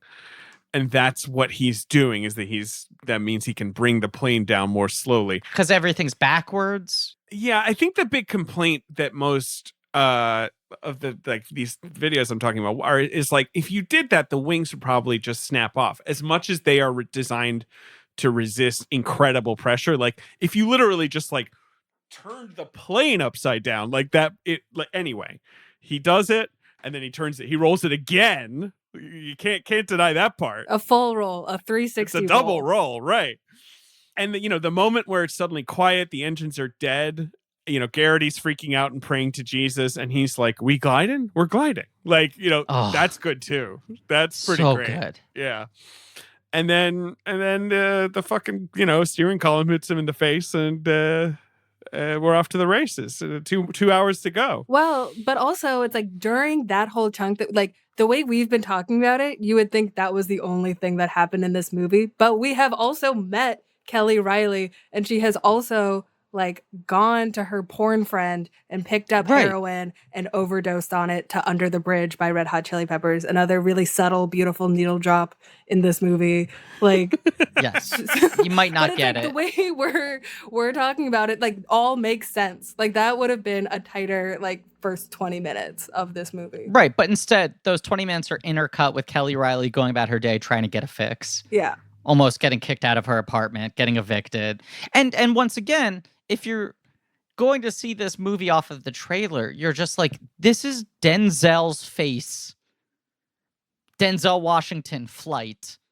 Why is this much of the first 15 minutes spent on a woman trying to get heroin? Right. And the movie doesn't really answer that question either. No. But especially in the beginning, you're like, what does this have to do with anything else that I'm seeing on screen? Right. So they crash. He blacks out. He's in the hospital. He's all fucked up, but he's okay. He has no serious injuries. Bruce Greenwood is there playing the representative from the pilots union, his old buddy, Charlie. One of those actors who just is like a great tree, you know? He's an oak. Just like you can, like, his face is like, he's seen the world. He's like been around the block. So handsome. And too. his voice, the way he says anything, you're just like, this guy's telling me the truth. I think that the first time, obviously he's in a ton of movies, but the first time I really clocked him was when he played Kennedy in 13 Days, the Costner movie, which he's great in. And I remember just thinking, like, oh my God, this guy just must be like a Kennedy lookalike that they found. And then it's like, no, he's just a good actor who just kind of has that attitude. Like, he's just seems kind of like a presidential guy. And he just rule. I mean, he's incredible in Star Trek, which is, I think, just a 3 or 4 scene performance as well that I think about all the time. He's wonderful in it. Oh, he's the husband in Double Jeopardy. He is? Yes. He's a good villain too. He absolutely can play a creep. But that's like, you look at the first like 10 years of his career and it's like First Blood, Wild Orchid, Passenger 57, Disturbing Behavior, Double Jeopardy. Like, he's very much in this kind of trashy, but successful thriller zone. Rules of Engagement, and then like 13 Days is kind of the turning point. He's also in, of course, John from Cincinnati. He's the lead of that. One day we'll do it on the Patreon or something. God, what 10 incredible episodes. Is President of the United States, a National Treasure, Book of Secrets, one of my favorites. Yes, he's played the president more than once, right? And then the next morning, who shows up but Johnny G? Oh, Johnny G shows up, tells a nurse, I'm on the list. He shows up with like a camcorder that never really comes back into play. He's like filming the nurse. The camcorder bit is crazy. He films his butt. Oh, right. Full butt from Denzel. We love. We do love. But yeah, the nurse is just like, oh, you. And it's like, do you know him? Like, this guy is the worst. Look, I don't want to say anything incriminating, and I will clarify that it is not 1-to-1. But the John Goodman character in this movie reminds me of my godfather to an uncomfortable degree. The second he enters, I'm just like, that's Howard. It's like the kind of guy who just says like rock and roll is punctuation and like actually has printed pornography with him. Like he's like, Stroke mags. Stroke mags. And they're all it. called like hot MILFs or whatever. But just to use the term stroke mag in 2012 year of our Lord. Well, he also is like, he like knows all the names for the pills, and they're like, he's like, they're giving you the generic shit. We want the blue label American. Like, so it's like he's smart in his own like way. Like he knows all this stuff. I mean, when he comes in at the end of the movie, he fucking does his job well. Yeah. He does successfully sober the guy up. Yeah. Anyway. And he's like loyal. He is loyal. He's a good guy. Denzel is like, go to my house, get the bag labeled veal out of the fridge and like bring it back and then drive me to this farm, which is like a lot to ask of someone. But John Goodman does it all. If you're going to be an addict, this is the best guy to have as your friend, right? He feels like a cousin of his Big Lebowski character who is weirdly more cheerful, but also more criminal. Like, but it's that same vibe, right? Where you're like, yeah, was this guy maybe in Nam? Like, has he kind of seen it all? Like, you know what I mean? Do you guys feel like Whip? We haven't even mentioned that Denzel's character is named Whip Whitaker. Whip Whitaker. But do you guys think Whip and John Goodman were like how did they meet? Did they meet because he's a drug dealer and then he just became a friend organically, or is it like an old friend who became a drug dealer? Like this is like a story I would want to see, would be like a buddy comedy about them through the years. Right. Prequel. My guess is it was transactional first, became a friendship. That's how I always read it, and it's sort of like an indictment of the character that this is his best friend in the world. Yeah, that makes sense. A guy who he presumably bought shit from. But they do seem like genuinely close. Like totally. Well, because it's like they've seen each other right in the most vulnerable circumstance. So, right. I also think it was a transactional relationship like 30 years ago. Right. Yeah. They've now been friends for longer than they were just buying and selling. But he's so good. It's one of those things, too, where you're like disappointed that he's not in more of the movie, even though I don't really know how the movie could have used him more. And there's a power to like using him sparingly. But unlike James Badge Dale, where you're like, that's an incredible one scene that's designed to be one scene, in and out, don't need to see that guy ever again. Just the fucking look. You just want Zemeckis to keep on doing needle drops and letting John Goodman storm into a room. I mean, it's like perfect. It's like I'm leaning over because my background is John Goodman, but like the cargo shorts, the like bowling shirt, the sunglasses, and then the like Jamaican thread bag is such a perfect touch to the whole thing. What I love about the bowling shirt to shorts thing, it's like his bowling shirt covers 60% of his body. The shorts cover like 15. You know, like there's still a lot of skin left over. It's like such a choice where he's like, honestly, I could lose the shorts and basically the same amount of my body would be covered. Yeah. The sunglasses, the Apple headphones. He is magnificent in this movie. He's a magnificent sight. It's a great performance. He should have been Oscar nominated. There was some buzz, and then it kind of died off. I think he kind of hurt himself by being in Argo. It's just too small. It's a little small. It's like if he had one more scene in the movie, I think he probably would have gotten nominated. Right. But like to your point, it's like this movie is so great because he's not in more of it almost. It's like he like shows up at the beginning and he's like gone, and then when Whip needs him again, there he is. Like it's like it would have maybe like diminished the like last bit if he had like kept popping up. We were like, here's Whip's like loyal friend, and it's like no, he comes back and it's like a treat, and we're all excited because we're like, oh, he's about to do cocaine. That having been said, the trailer spotlights him so much that you're ready to watch a fucking buddy movie of this dude enabling Denzel. Right. I think it's, I'm looking at, because like the other thing with the Oscar nomination is just because he's bizarrely unnominated. Anytime he's pops in a movie, there is that talk of like, okay, are they finally gonna, tip the hat? And it's not like he doesn't work, but he really hasn't. He's mostly been doing TV. I feel like that's where his energies have been concentrated recently because of the Connors, because of the Righteous Gemstones.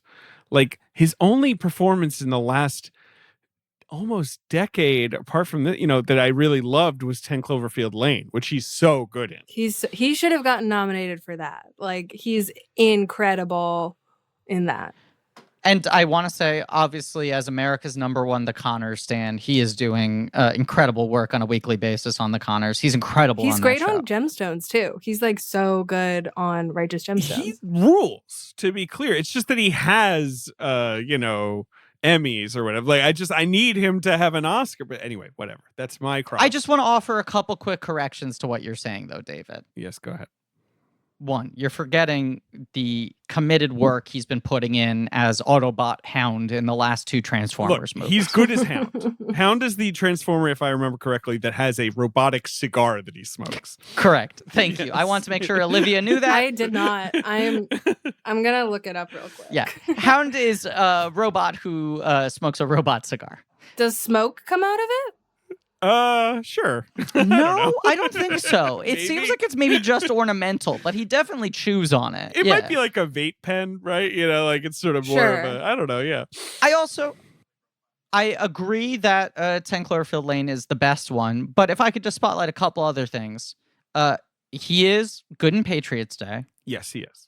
I haven't seen Patriots Day. It's a small role. Yeah. Very good in The Gambler, which obviously does not come together as a movie. I never saw The Gambler. He's really good in that, and that's another Goodman movie where you're just like, this fucking look. He is completely shaved bald in that movie. And he spends most of his scenes in a sauna. Inside Llewyn Davis, I feel like, is the other one. Yeah. He's so fucking funny. The year after this, where people were like, first Coen Brothers movie in a decade, is this finally going to be his nomination? Isn't that another one where he's only in it for like a scene? He's just like in the back of the car being like weird to Oscar Isaac. Like, yeah, this like one extended sort of spotlight chunk of the movie. But he's incredible in it. Like incredible, and I believe insanely like third build. Like I guess just because he's John Goodman. He's so funny in Inside Llewyn Davis. I love that performance. There are few things I find funnier, maybe as someone who misspeaks and mispronounces things all the time, that when actors deliberately mispronounce words as a character choice. And in Inside Llewyn Davis, when he's trying to slam folk music and he says, playing 3 chords on an ukulele. Ukulele. I should rewatch. I don't know. Apparently he's in Atomic Blonde. I don't remember that. He's like debriefing, maybe? Is that what he's doing? Yeah. God. Yeah. Anyway, he's in that movie Captive State that I saw that like is not great, but he's all over that one. The alien found footage movie. Oh, anyway, yeah. He's actually good in that. That movie doesn't exist, though. He's good in it. But right. let's say another thing about Goodman, okay? Goodman very publicly has talked about his addiction issues throughout his entire life. He's had a major, major drinking problem and major drug addiction as well. And I feel like the last 15 years, he's talked a lot about trying to like really sober up. It seems like it's really taken this time. He had a couple sort of false starts, but like the 2010s were him trying to actually get his act together. And I feel like to some degree, he has been moving towards TV and away from movies because he's like, it helps me stay sober if I'm working all the time and I'm super stable. It's like such a schedule that it's like I go Yeah. to work every day for like this amount of time. Like that makes perfect sense to me. He's talked about it really openly. And he's also like, he looks better than he's ever looked. He's in like really good shape now on the Connors. He's right. He lost weight. He's more. Yeah, it's The crazy, thing about yeah. John Goodman is that he's always like, you like look at John Goodman for a second and you're like, that's not a man that looks good. And then you like look at John Goodman and you're like, oh, that's kind of that he's a looker. Like, and it's so much he's a handsome charm guy. and like he's so big, like he's so tall. I just want him to like pick me up. I don't know if you watch The Connors, I don't Olivia, watch but The it's a big Connors. running thread. I mean, I never watched Roseanne. I have no affinity for Roseanne. I I love watched the Roseanne. first He's episode of The Connors. I'm not saying I dislike Roseanne. It was never a show I was into. I was just sort of so fascinated by, oh, they're doing the show without her. I have to watch this episode to see how they deal with it. It's my favorite show on TV. He's so good in it. And one of the things I think is great about it is it's a show about John Goodman being weirdly sexy. It's like now John Goodman as a widower and all these women being like, fuck, I want to date you. And he's like, I don't know, my wife. I'm still thinking about my wife. She had a lot to say about Israel. I imagine he's also good because he's just like I feel like John Goodman is so good for that like multicam sitcom thing. Like he's just so funny and so quick that it would just like it just Yes. seems like he must be so good at landing like that type of joke. Yeah, absolutely. But he also really plays the pathos of the show. Like it's really about him as sort of like a broken patriarch now. All this to say, it is interesting that this was that period where suddenly like Goodman was in 2 Best Picture winners in a row, right? He's in The Artist and Argo. He's doing like 6 movies a God, I year. forgot he's in The Artist. Oh yeah, he's in The Artist, all right. Every year people are like, can we finally nominate him this year? And then it's like, oh, no, that performance is actually a little small. This one doesn't connect as much. I'm going to roll it. I'm gonna roll it. I'm trying to be what's his pants? With pleasure. Oh, Jean Dujardin. With pleasure. Yeah. You know, Jean Dujardin, one of the 10 best actors of the last decade. Yeah, he's the most famous actor in the world, right? He won Best Actor. Of course. Yeah, he gave one of the 10 best performances. But this is also the period of time where he's like, in retrospect, talked about how much he was struggling with addiction. And arguably his 2 best performances are Flight and Inside Llewyn Davis, where he plays like the Drug fucking addicts. train wrecks of men. Yeah, yeah. Felt like him trying to sort of purge this energy. But anyway, now we spent 20 minutes talking about the 4 minutes John Goodman's in, which are kind of the most notable in the movie outside of the crash. This is the thing. There's a lot of movie, but most of it I feel like is dismissible. Not that it's like unwatchable. Gets very repetitive. It's very repetitive. Which I understand it's trying to get you into the mind of an addict who's not admitting to himself, you know, that there's the problem, right? Mm-hmm. And so, right, he's doing the same bad behavior. He's like, you know, lying to people. But it's pretty fucking repetitive. Right. It's like the rest of this movie is like we get the stairwell scene with James Bedgedale. He goes to the farm, like throws away his alcohol, and then he like learns he's in trouble, and then he starts drinking again, and then he stops drinking, and then he starts drinking, and then it's like that's kind of it. He just encounters like different people and like learns new information along the way.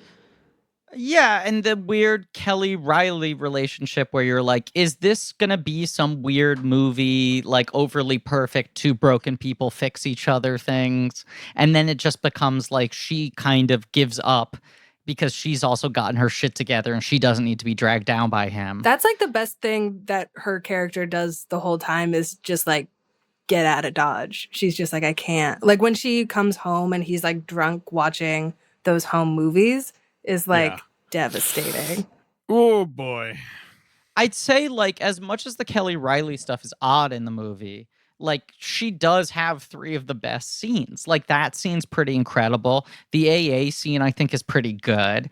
And the best scene of that whole arc, the only thing that really kind of justifies investing that much time in this relationship in the movie is the scene where he kind of turns on her when he's fixing the plane and he's pitching the Jamaica trip, and then where he just like turns on a dime the second she calls out his alcoholism.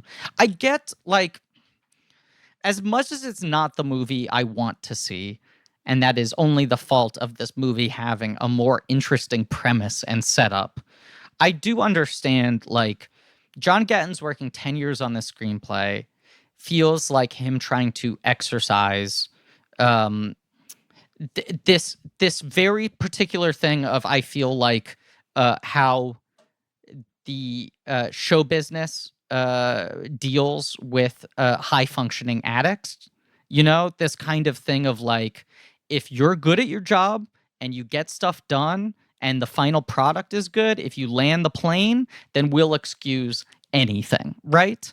Like all these stories you hear about until, like, you know, people have their mass and bottoming out, where you're just like, this guy like was like, you know, only could act 1 hour a day, or this director would leave set, or like, you know, would direct from bed, or had to have their lines fed to them through an earpiece. Like you hear all these stories of just like, how the fuck are people still hiring this person? And also, how the fuck are those performances still good? And it's that thing where people are just like, it's maddening. It's maddening. You watch him on set, he's a fucking nightmare, and then you get in the editing room and somehow it's there. And because of that, people just keep on indulging, and people keep on enabling, and might even call in a John Goodman to give him more if it helps get him, you know, the energy he needs to get on set. I understand that as like a personal story. And there's something kind of there to making a movie about like a guy who needs to come to his own admission of his addiction. Yeah. I got no beef with an addiction movie. Even though he could technically get away with it. Like, A, he's still so good at everything he does in terms of his job. And B, he's always able to just kind of save his ass at the last second. What I would I completely agree with all of that. I think that there's like this very interesting tension within the movie where it's like, if anyone other than Denzel had been flying that plane, everyone would be dead. And they like really hammer that home, and it's very interesting. Where like I start like maybe having questions about things is like, I would like to know if John Gatins is like a religious man, like if he used, because the God stuff just like pops in and out, and like James Badge Dale's speech is like, God chose me to have cancer. Like they hit the church. There's that whole religious group, the act of God thing. The act of God clause, like it pops up in these like sneaky ways that I'm always kind of like, that feels like not like an accident. And then the Garrity scene is so weird because it almost feels like it's played for comedy. The bit of his wife like butting in over and over again just feels so over the top that you're like, is that badly judged drama, or is he going for satire here? I think the wife kind of ruins that scene, because I like that scene in theory, right? The Garrity is like, I'm mad at you. I also recognize that you saved my life. I won't spill the beans on you, but it's kind of because the only way I can process the awful thing that happened to me is that this is all in God's plan. Like, that's the only way I can reckon with this, because otherwise I'll go crazy, basically. I like that. But then the wife just starts chiming in with like, Jesus. I'm like, all right, I get it from you. I also just can't get over that he has the same exact look as Eckhart and Sully, to the point that the mustache. Yeah, I texted you guys about it. Yes, the push broom mustache. Just that it's like, that's what a co-pilot is. He's just always sitting there. He's like, I'm here in case you need me. Like, but then also his character is so similar to his Hurt Locker character as well, as like, oh, this is like the totally naive, wet behind the ears guy in over his head with like a fucking cowboy badass who does his job his way. In terms of the addiction drama stuff and the arc of this movie, I like the central conflict that he not only needs to, like, you know, kind of skirt around the fact that he was, you know, he knows it wasn't his fault, right? But he knows obviously he shouldn't have been drunk. But like, I like that he needs to lie about this person who died, right? And like, that's that, like, that emotional dilemma. It's a great setup. Is good, right? And I like the way the movie ends. I like it as a rock bottom narrative. I just struggle with it after this absolutely incredibly tightly, you know, directed, thrilling plane crash sequence, like that we just are in the addiction drama. Like, I just never get. I already said this. They just don't totally hang together for me. I would say that there's like another sequence that's like incredibly tight, which is when he's at the in the hotel room at the end of the movie. Right, and the right. door, like there's that light knocking noise and he's trying to figure out what it is. And then it's the connecting hotel, like that. Plus the score during that section is like thriller music. You're like, this is going to end so poorly. But that's just fucking Zemeckis visual 100%. storytelling. And even the wind up on that, watching his like sober night and how bored he is eating the steak when he's in bed doing the shit with his hands. He watches SpongeBob, of course. Right. Like all that shit is so good and so potent. And then obviously like everything from that point on in the movie is pretty much good, even though maybe the last like scene deflates a little bit.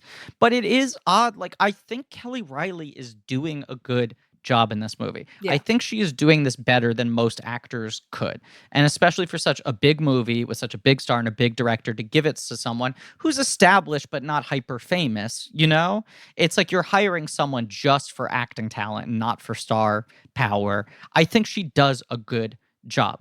That having been said, it just feels like this character is so thinly sketched, down to just like, you know, Denzel, there's so much shit of like the shadow of his father and the ruins of his marriage and his son that I think, to the movie's credit, they don't spell out too much. They don't ever have the big scene of like, this is why I drink. I love the scene where he chases her away, where he's like, no, I choose to drink. I choose to drink. I'm not like you. You're an addict. I choose to drink. I'm not fucked up. But he kind of mocks her with the like, what's your problem? Your mom died? Everyone's mom dies. You're weak, you know? And it's like, that's a really cruel thing for him to say, except the movie has not really given her any characterization beyond the fact that her mom died. I would say there's that, like, nothing else there. Do you think he's pointing out how poorly written she is? No, sorry, go ahead. I was just going to say, all the women, like, if you think about who the women are in this movie, there's like Katarina, she of the boobs. She has boobs, yes. She dies. And then there's Tamara Tooney, who is like a mom. And that's her whole thing, is that she's a mom. Noble mom. We have Kelly Reilly, who is an addict. And that is like her whole deal. And like, then we also have his ex-wife who shows up for like a single scene. She scolds Garcelle Bouvet, right. And so all these women are just like sketches of like ideas. And the fact that like Tamara Tooney and Kelly Reilly are good at all is just like 100% testament to them. Absolutely. Like, this screenplay is just like, women, they get one kind of characteristic and then they can figure it out the rest of it. You forgot Melissa Leo, the of Grand course. High Melissa Executioner, Leo, a bitch. Like, who waits for us all at the end of our days. Don Cheadle does his best to prepare. What if this movie was about dying and there's another one next year and it's like, when you die, Don Cheadle is there and he's going to try and get you past Melissa Leo. It's going to be hard. Listen, defending your life, but it's like Don Cheadle is my lawyer and Melissa Leo is judging me. That sounds cool. That's the other thing. I mean, I know you want to talk about Cheadle. I'm lobbing this up. Every male character in this movie is so fascinatingly complex. Yes. And not underwritten, but under explained. But they all have like interesting relationships to Denzel Washington that are like filled with nuance and complexities, and all these women are just kind of like passing through. Good dramatic writing. Yeah. Every character has a different relationship to every other character and behaves differently depending on who they're talking to, as opposed to the women in the movie who are like one straight line. And yeah, I agree, David. I think it's like unexplained in a way that's actually kind of interesting. And that's the fundamental difference, is like most of these guys in the movie, their backstory is not explained. We can spend time trying to debate over how Goodman and Denzel know each other and how long they've known each other. But at least the movie raises those questions. It makes you curious. Versus Kelly Reilly, where it's just like, I don't know, her mom died or something. Like, it doesn't feel like they're unexplained. It feels like they just are uninterested. Cheadle's character, yeah, I agree with all. Oh. Cheadle's character, which, you know, he has no monologue where he's like, so my deal is this, like, you know, here's why I do this kind of work, or here's what I'm getting out of this. No. Here's a guy who is exceptional at a job that you're like, this is kind of a bad, shitty way of life, Horrible. right? When he yes. kills the tox report, you're like, ooh, Yeah. boy. The way he just so casually is like, I'm just looking for your permission. Can I kill the tox report? He doesn't explain how he's going to do it. He's just like, I'm a fucking paid assassin. Right. Yeah. That's the other interesting thing where he's like, it's just gone now. Don't worry about it. It's gone. I'll explain it 45 minutes now in a different boardroom. The thing we referenced where he passes the money to Bruce Greenwood to give to John Goodman. My favorite moment when he is in the boardroom with the airline owner, and the airline owner is like, like someone says like, well, 6 people died. And he's like, no, 4 people died that the crew members don't count. And then he has to take the beat. Yeah. And he's like, I just mean like from a liability standpoint. Right. Sorry, And, that sounds wrong. Right. That's right. crazy. I love all that. I like how much is, as little as he has to explain about himself or whatever, just the triple balance of he's incredible at this. He's exasperated with Whip Whitaker, obviously, because this guy is a terrible client. And he's definitely a little dead inside. And the only way he deals with it is by being a pro or whatever. And Cheadle's just got so much going on with He's so good. I love him in this movie. I also, is this the only Robert Zemeckis movie where 2, let's say, top-ish bill black people talk to each other? Has to be. Has to be. I assume so. Yeah, well, that's Jesus. that's the thing that I find almost most interesting about this movie is that Robert Zemeckis does not make movies about black people except for maybe Octavia Spencer and The Witches, but Octavia Spencer and Chris Rock haven't seen it yet. I wonder how that's gonna go. Either, but We're waiting. But this movie is so. Oh, there's a big siren passing by. Let's see. It's a witches alert. They're on high alert for talk of witches. But it is interesting that he primarily makes white movies, and it feels like Denzel got brought on board, and they were like, we gotta fill this movie with some color. I did a little further research while we've been talking. Denzel is the one who acquired the script. Okay. Denzel acquired it early with his producing partner to make it and star in it. And it never got off the ground, presumably with Gatins attached to direct it all that time. And then I think at some point he went, can we offer this to other directors? I still want to get this made. So he's the one who sort of it was pitched to Zemeckis as Denzel wants to do this. Which makes me think that Denzel also probably said, I would like Cheadle to play this part. Yeah. Because they're so good in Devil with a Blue Dress together. One of the most incredible supporting performances. He probably was like, that's a guy I'd love to work with again. Yeah. There's the added element of the Cheadle thing that's so incredible. And I think you're right, Olivia, that I feel like Flight and The Witches are the only 2 Zemeckis movies with a black actor above the title. I don't think he has another film with an African-American actor in a role even close to this large. I mean, even when he was talking to Tamara Tooney, I was like, oh, this is 2 black people talking to each other. The black man and a black woman talking to each other about something completely unrelated to the fact that it's a man and a woman and they're both black. And is a movie, it pointedly never talks about race at all. Yeah. In a way that's kind of fascinating, especially from such a white director. He's a very white director. Wait, so Beowulf didn't have any black people in it? Are you guys sure about that? Wait, I need to double check. I gotta scrub through that movie. It's got a lot of gold people in it. Yes. I feel like it's something that Zemeckis feels like he can't handle. Right? That he's just well, I don't know. There is that trepidation in his career, even more so than some of his big shot peers, I'd say. It's almost nice that the trepidation was there where he cast the movie and he was like, what we're not gonna do is rewrite anything to make reference to the fact that there are black people here. Right. This is just the way the world works, which is true. But there's that double-edged sword to him where you're just you cannot imagine a circumstance in which Zemeckis makes the color purple. To compare him to Spielberg, which we often have to, and you're on one hand, you just imagine the guy would be why should I make that? I'm white. I'm not the person to direct that. But on the other hand, his films tend to have a very narrow viewpoint. Would he have done, if he had made a race movie, would it have been more Amistad than Color Purple? That's the question. Right. And yeah, I don't know. It's interesting. I mean, and it is I wonder how much of this movie was sort of Denzel saying, I'd like to work with these people, especially since it's a lot of people that he's worked with before. He's worked with Goodman before. Like, I wonder how much of it was him being like, these are people I like to act against. Can I say the other Cheadle moment that I think is incredible?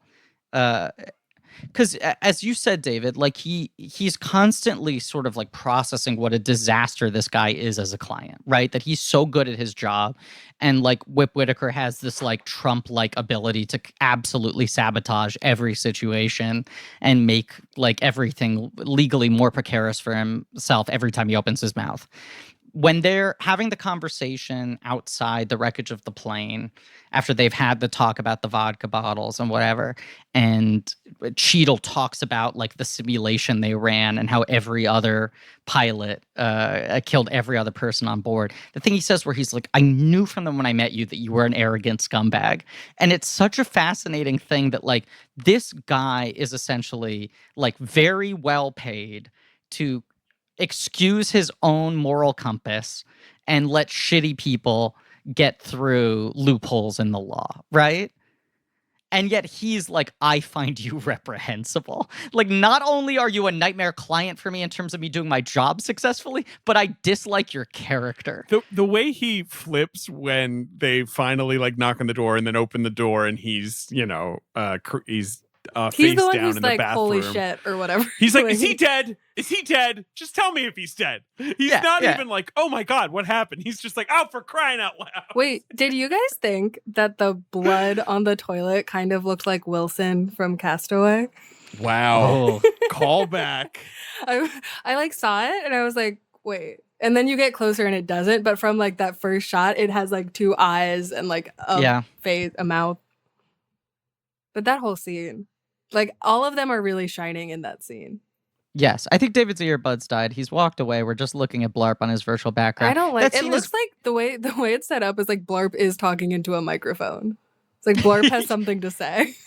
David does this accidentally a lot. He'll pick a Zoom background where then when he walks away from the microphone, it looks like the character is podcasting. This has happened like 4 or 5 times, and I never do this. This one is, I'm gonna take a screenshot because it is like really, it looks like really Blarp is doing like a man on the street interview about something. Like someone is like, did you see the scaffolding fall? And he's interrogating Heather Graham. Your background is John Goodman, as we said. I should mention that my background is Planes, Fire, and Rescue. What was it before? You changed it. It was a different plane from Planes. Yeah, it was Sidley the spy jet from Cars 2, which a thing, I don't know. Have you been podcasting a lot during this? I know you banked up a ton of iconography right before. We have been on a break, but we were in like the beginning of quarantine and now we're trying to like figure out our next Come back. One of the best podcasts. But a thing that David and I have learned through months of just recording too many podcasts over Zoom is like how to spot a good Zoom background, because so much of it is like the positioning relative to knowing your setup, whether you sit high or low in the frame. Sometimes I'll find one, but the image is too like weighted into the middle, so then I'll readjust myself. Right. You have to find images where the middle of the image is pretty clear. David, it looks like you are their third. I would be. Well, this is a spoiler for our next episode, but this is the one I had yesterday, Olivia. It's a fun selfie of Joseph Gordon-Levitt and Charlotte LeBon on the set of The Walk. I can't believe looks you guys like I'm their third. Is The Walk good? No. Okay, cool. And then what's next? Is it Allied? Yes, which I love. I saw Allied. I remember very vividly seeing Allied with my mom in the wake of the 2016 election. And just like, I think my brain was so empty that I was just like, that's a movie. That was my experience seeing Allied. Yep. So that's David's take too. And I love Ally and I've always stand for it. And I'm hoping that he's going to change his mind. That's the big narrative I'm trying to set up. That I saw Allied and I saw The Accountant the day after the 2016 election, which was... What if there was an accountant? Here's another what if background. There was an accountant? Wow. Well, Griffin, what is it now? What's happening here? It's Jim Carrey and Robert Zemeckis at a press event for A Christmas Carol, and Jim Carrey is pretending to vomit up red and green tinsel, and Zemeckis is having a hearty laugh. Yeah, he's loving it. He thinks it's so funny. I also think it's so funny. So My mom and I wanted to go see The Accountant after the election, and we got sold out. So we went to see Doctor Strange instead. And my mom had seen no Marvel movies, and it was incredible. Both just like the times that she turned to me and was like, "Is that something?" And I'd be like, "Yeah, don't worry about it." Yeah, And right. then also, at the end of it, she was like, "These Marvel movies are all the same, aren't they? It's the same thing over and over again." Even I though was she like, hasn't seen them. You've seen 2 out of 20 now? Also, Doctor Strange is a weird one to say that about because that one's Totally. kind of all over the place in a fun way. I Yes. love that movie. I think that movie is like a kooky fun time. What if there was a strange doctor? Yeah, what if? David, Yes. some mornings you wake up full of promise, raring to go, just ready to pull the covers over your head and go back to sleep. That's me every morning now. Yes. Each morning I wake up and I put on my covers. See, I'm doing doing a little bit there. That's sort of the bit we're doing here is we're making it sound like we're going to say, get out of bed. But in fact, we're saying stay in bed. Look, beds have had a huge 2020. I don't know about you. My bed's been working overtime. Yeah. My bed's essentially been a frontline worker.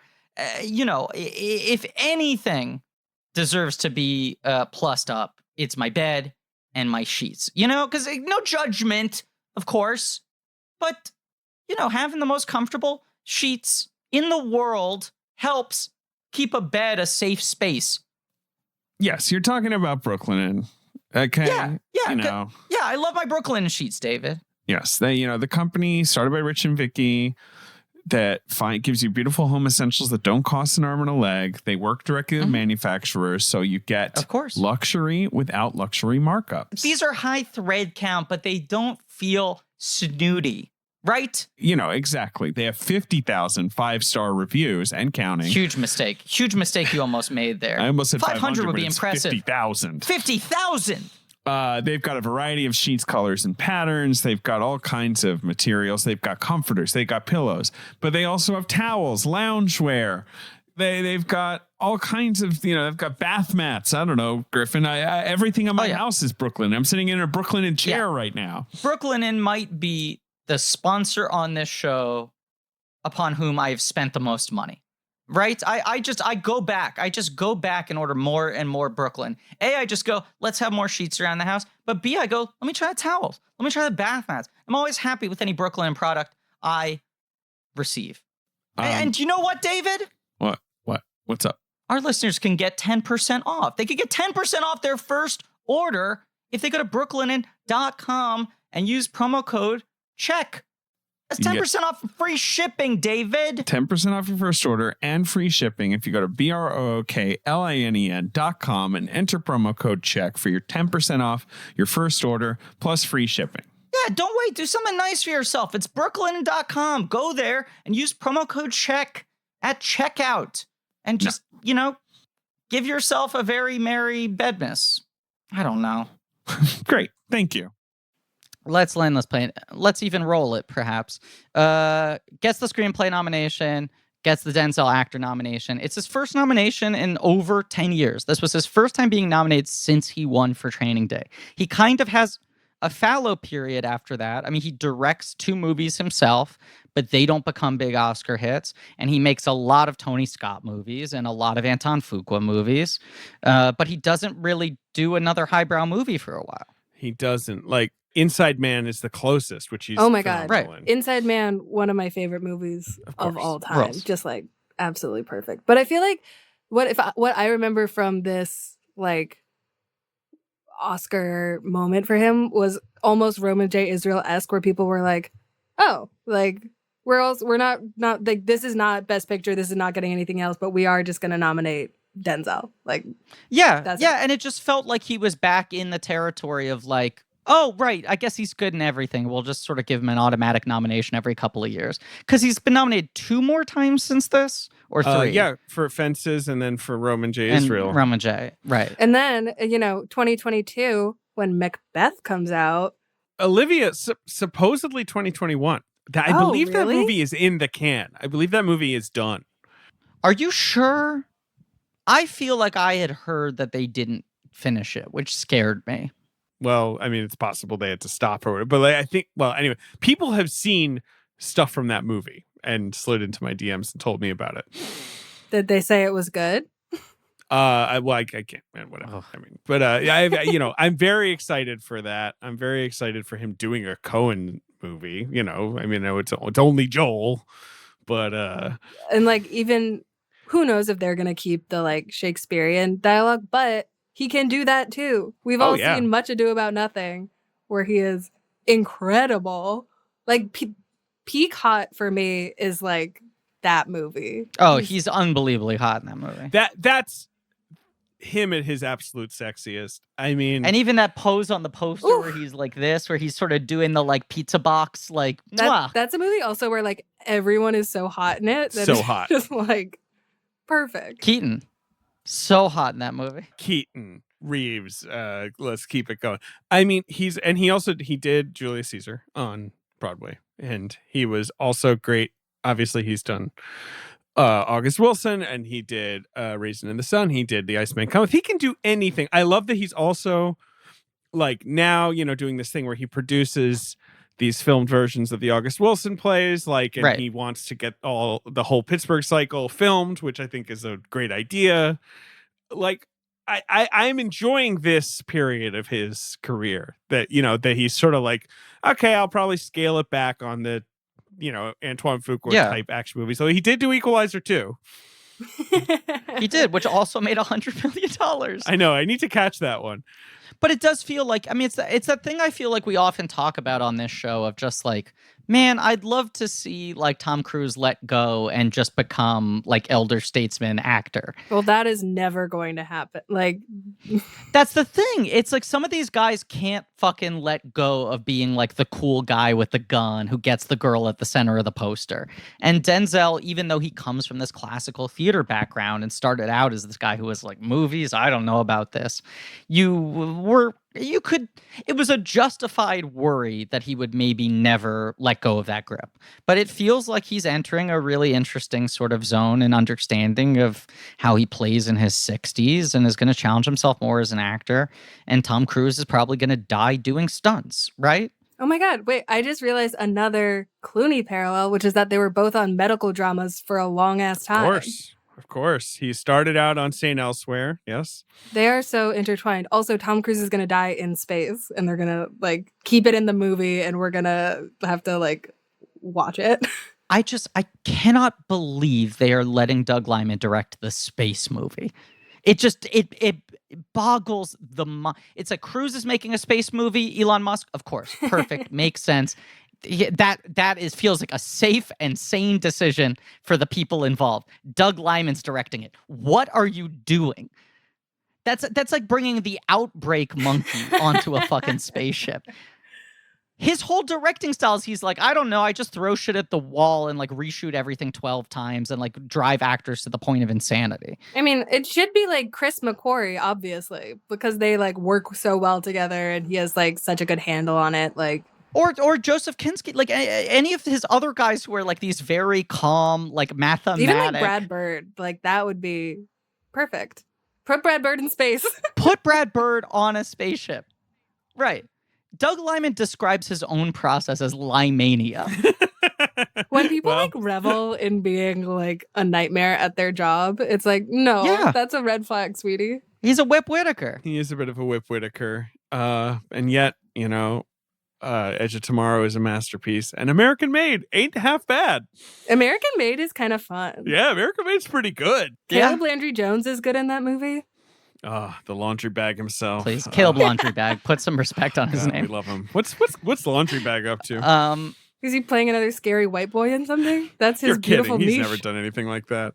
Am I wrong in thinking he did like a straight-to-video Lyman military action movie? It's a Rod Lurie, but you're talking about The Outpost, Eastwood, Scott Eastwood, Laundry, Orlando Bloom. But then there's an Aaron Taylor Johnson, Taylor Kitsch, Doug Liman. I get those two movies confused. Anya Taylor Johnson, Taylor Kitsch? Yes, exactly. Too many Taylors. Wait, are you talking about the movie that Doug Liman made that came out like the same year as the movie. It's called The Wall, I believe. The Wall, correct? Yes, right. That's yes. Aaron Taylor Johnson, John Cena. Yes. Yeah. Of course. Right. That's the one I get that confused. Anyway. Do you know Doug Liman is also making a pandemic heist movie now? Yeah, I'm in it, actually. Olivia is too. We've been shooting it for weeks. We're actually like on. That's why we have our Zoom backgrounds on, is because we don't want you to see that we're in the same hotel room. We're next to each other. And like, I don't want to spoil anything, but get ready for Limania. That's all I want to say. This just feels like a drinking game where you're like, okay, come up with the movie that audiences will least be in the mood to see a year from now. And they're like, I got it. It's called Lockdown. A quarreling couple makes peace in order to take advantage of the COVID-19 pandemic and pull off a jewelry heist at the Harrods department store. It's just like, we're going to get so much bad pandemic art before we get any good pandemic art. And it's just going to be... Did you guys see that trailer for that KJ Apa movie? That's like... I refuse. Yes. No, I refuse to watch it. I will not dignify it. Infuriatingly bad. Songbird? Yeah. And it's like, it's just like clearly got turned around in like 6 months and like is...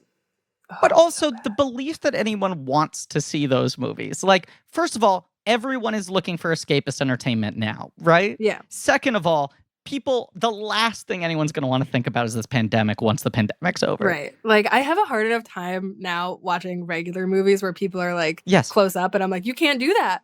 Like, even if the movie was made in like 1970, I'm like, you guys are too close together. And like the idea that I'd want to watch my actual reality in like 6 months. No thanks.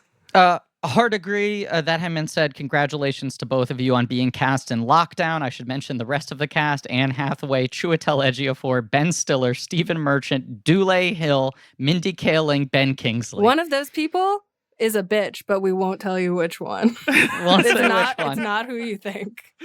Let me just tell you, his name rhymes with Boule Bill. No, I don't.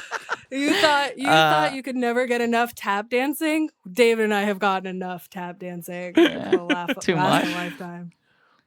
With David Sims and Olivia Craighead. That's the credit block on that movie. I got the and David got the with. Or we have very good agents. Right, exactly. My agent is Olivia Craighead.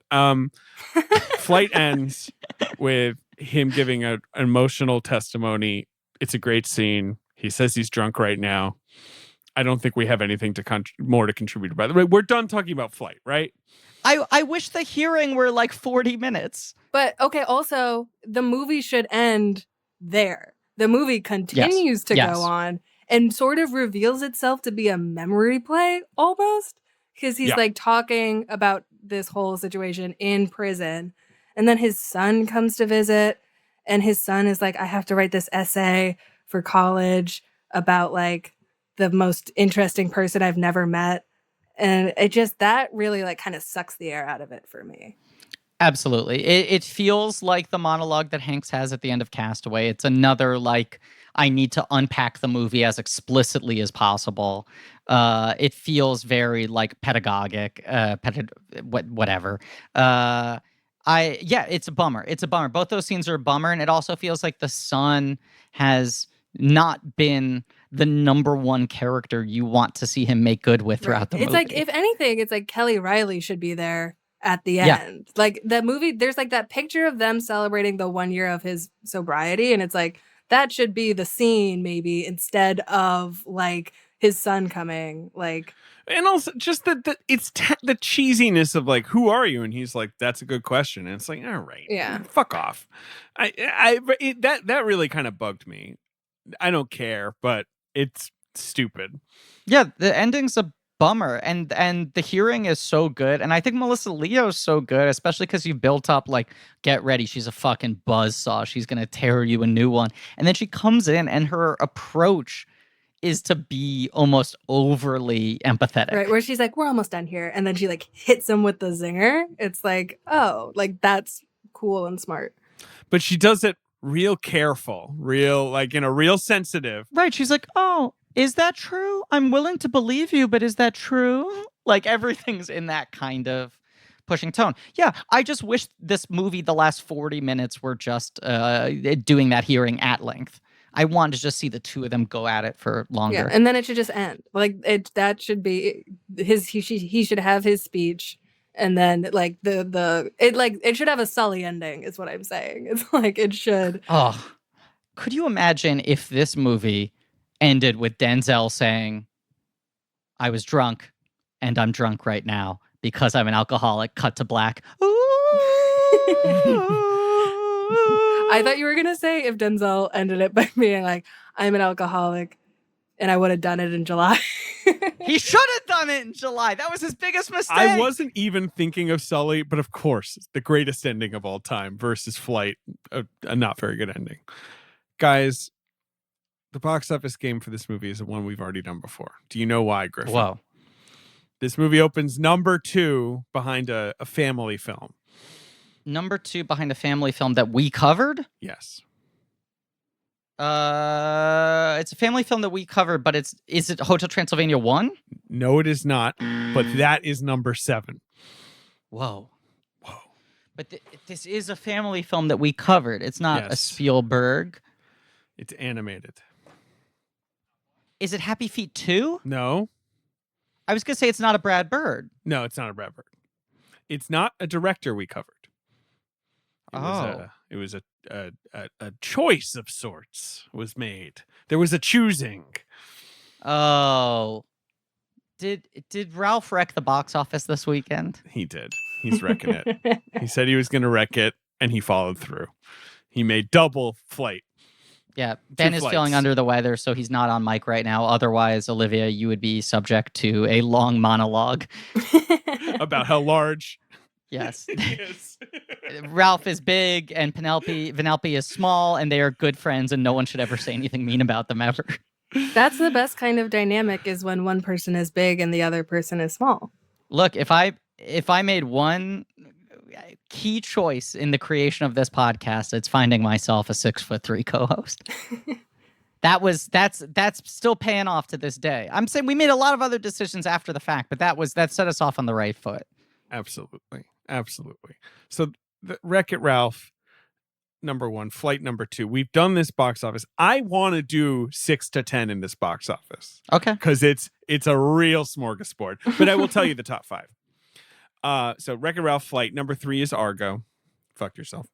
Number 4, and if you might remember that this took you forever to guess the last time, is the Man with the Iron Fists. Right. Yeah, geez. RZA movie. The Kung Fu movie directed by the RZA. And number 5 is Taken 2. Sure. Fine. It's a fine top 5. Number 6, though, another movie we've covered on this podcast. A great movie. Undervalued. Not a hit. Sprawling epic. Cloud Atlas.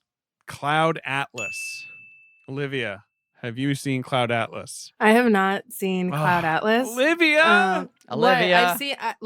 I've seen Jupiter Ascending, which feels like the better choice for me in my journey. You have to see them both. They're both good choices. I just remember that movie coming out and people being like Hugh Grant does Yellowface or something, and I was like, they all do it. Okay. It ain't just you. I don't know if this is a defense, but everyone in that movie does every face. Like Halle Berry does Jew face. I'm not even kidding. No, I believe you. Those Wachowskis, they'll just go balls to the They're wall. wild. Like what, David, you look like you're trying to solve a problem here. What's going on? There we go. Well, I had to give myself a new background. What is that Halle Berry? Yes. That's Halle Berry. And when she walked into this scene, I said, "That's Halle Berry" to Forky. And Forky said, "No, it isn't." Is she wearing a prosthetic nose? Is that what that is? Yes. Yeah, they wear all kinds of prosthetics. She's playing a white Jewish heiress in the film. It's a wild movie. You should watch it. What is The Ocean But a Million Drops? So that's number 6. Number 7 at the box office is Hotel Transylvania. Great movie, Olivia. Gotta check in. I like Hotel Transylvania. That movie's fun. I'm glad you love it. I always love to meet someone else who's taken an extended stay at the hotel too. Oh yeah, I've checked in. Number 8. It's a horror sequel. It's a horror sequel. Is it a 2 or is it deeper? Deeper. Deeper. And is this a franchise that has been rebooted, or has it been one straight shot?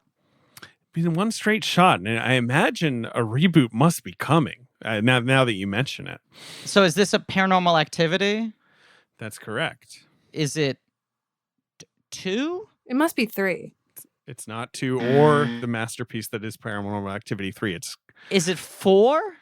It's 4, which Damn, is they pretty really bad. turned those movies out. The one with the haunted Xbox. Right. And then they did the marked ones, and then they did like the other side, and then they were done, right? And then, this is the problem. They were going to make more, but unfortunately, the entire franchise vanished into the ghost dimension. That's what it's There's called. just nothing I knew to it be had some done. dumb... Right, and that was the 3D one. Do you guys remember like what a big deal that first one was? It Oh was my like God. a wave that swept the nation. I remember people just like losing their mind. It's one of the most brilliantly marketed movies of all time. It was also kind of incredible because it felt like fundamentally the Blair Witch phenomenon should not be replicatable, right? We all fell for this shit before. You shouldn't be able to pull that on us again. And there was something about the fact that like it sat on a shelf for so long. Then they made this whole thing where it's like, we might not release it. We're only going to release it if people really want to see it. I remember you had to like vote to have it come to your town. You had to be like, I want Paranormal Activity to come to Washington, D.C. Right. That's crazy. You just unlocked a memory. Yeah, that was the whole campaign. After the fact, people were like, no, they had like booked those screens in advance. That was all a marketing tactic. They wanted people to feel invested in the release. And I did. It completely worked. It worked. Yes. It's a good movie. It's kind of a magic movie. Like, it's not like Oren Peli ever directed another good movie. Like, but it's just kind of a magic thing. 3 is the one where I'm like, that's a fantastic horror movie. That's just great.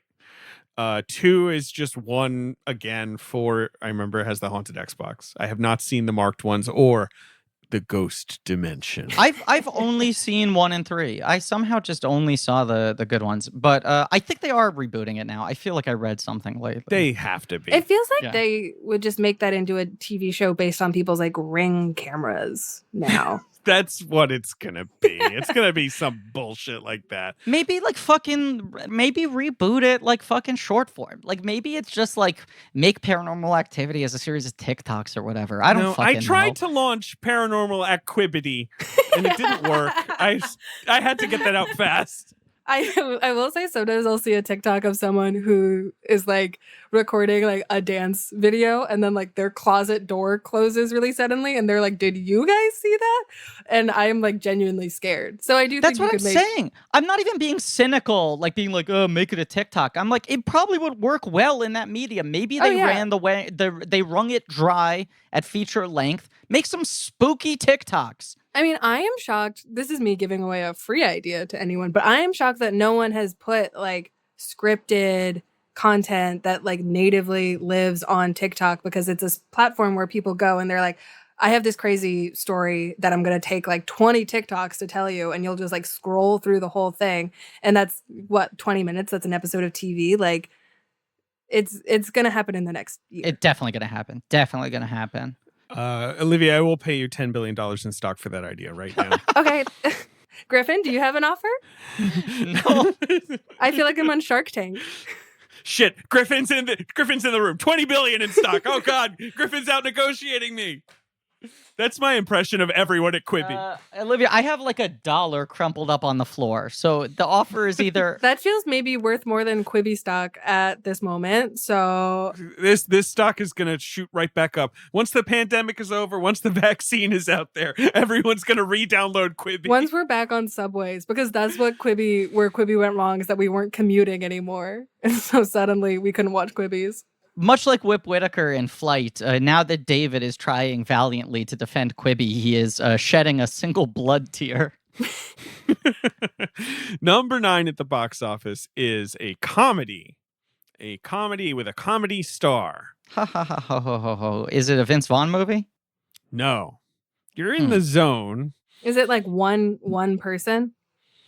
It's one person, and he's doing some he's like doing an activity that you shouldn't. I don't know. It's this guy doing that?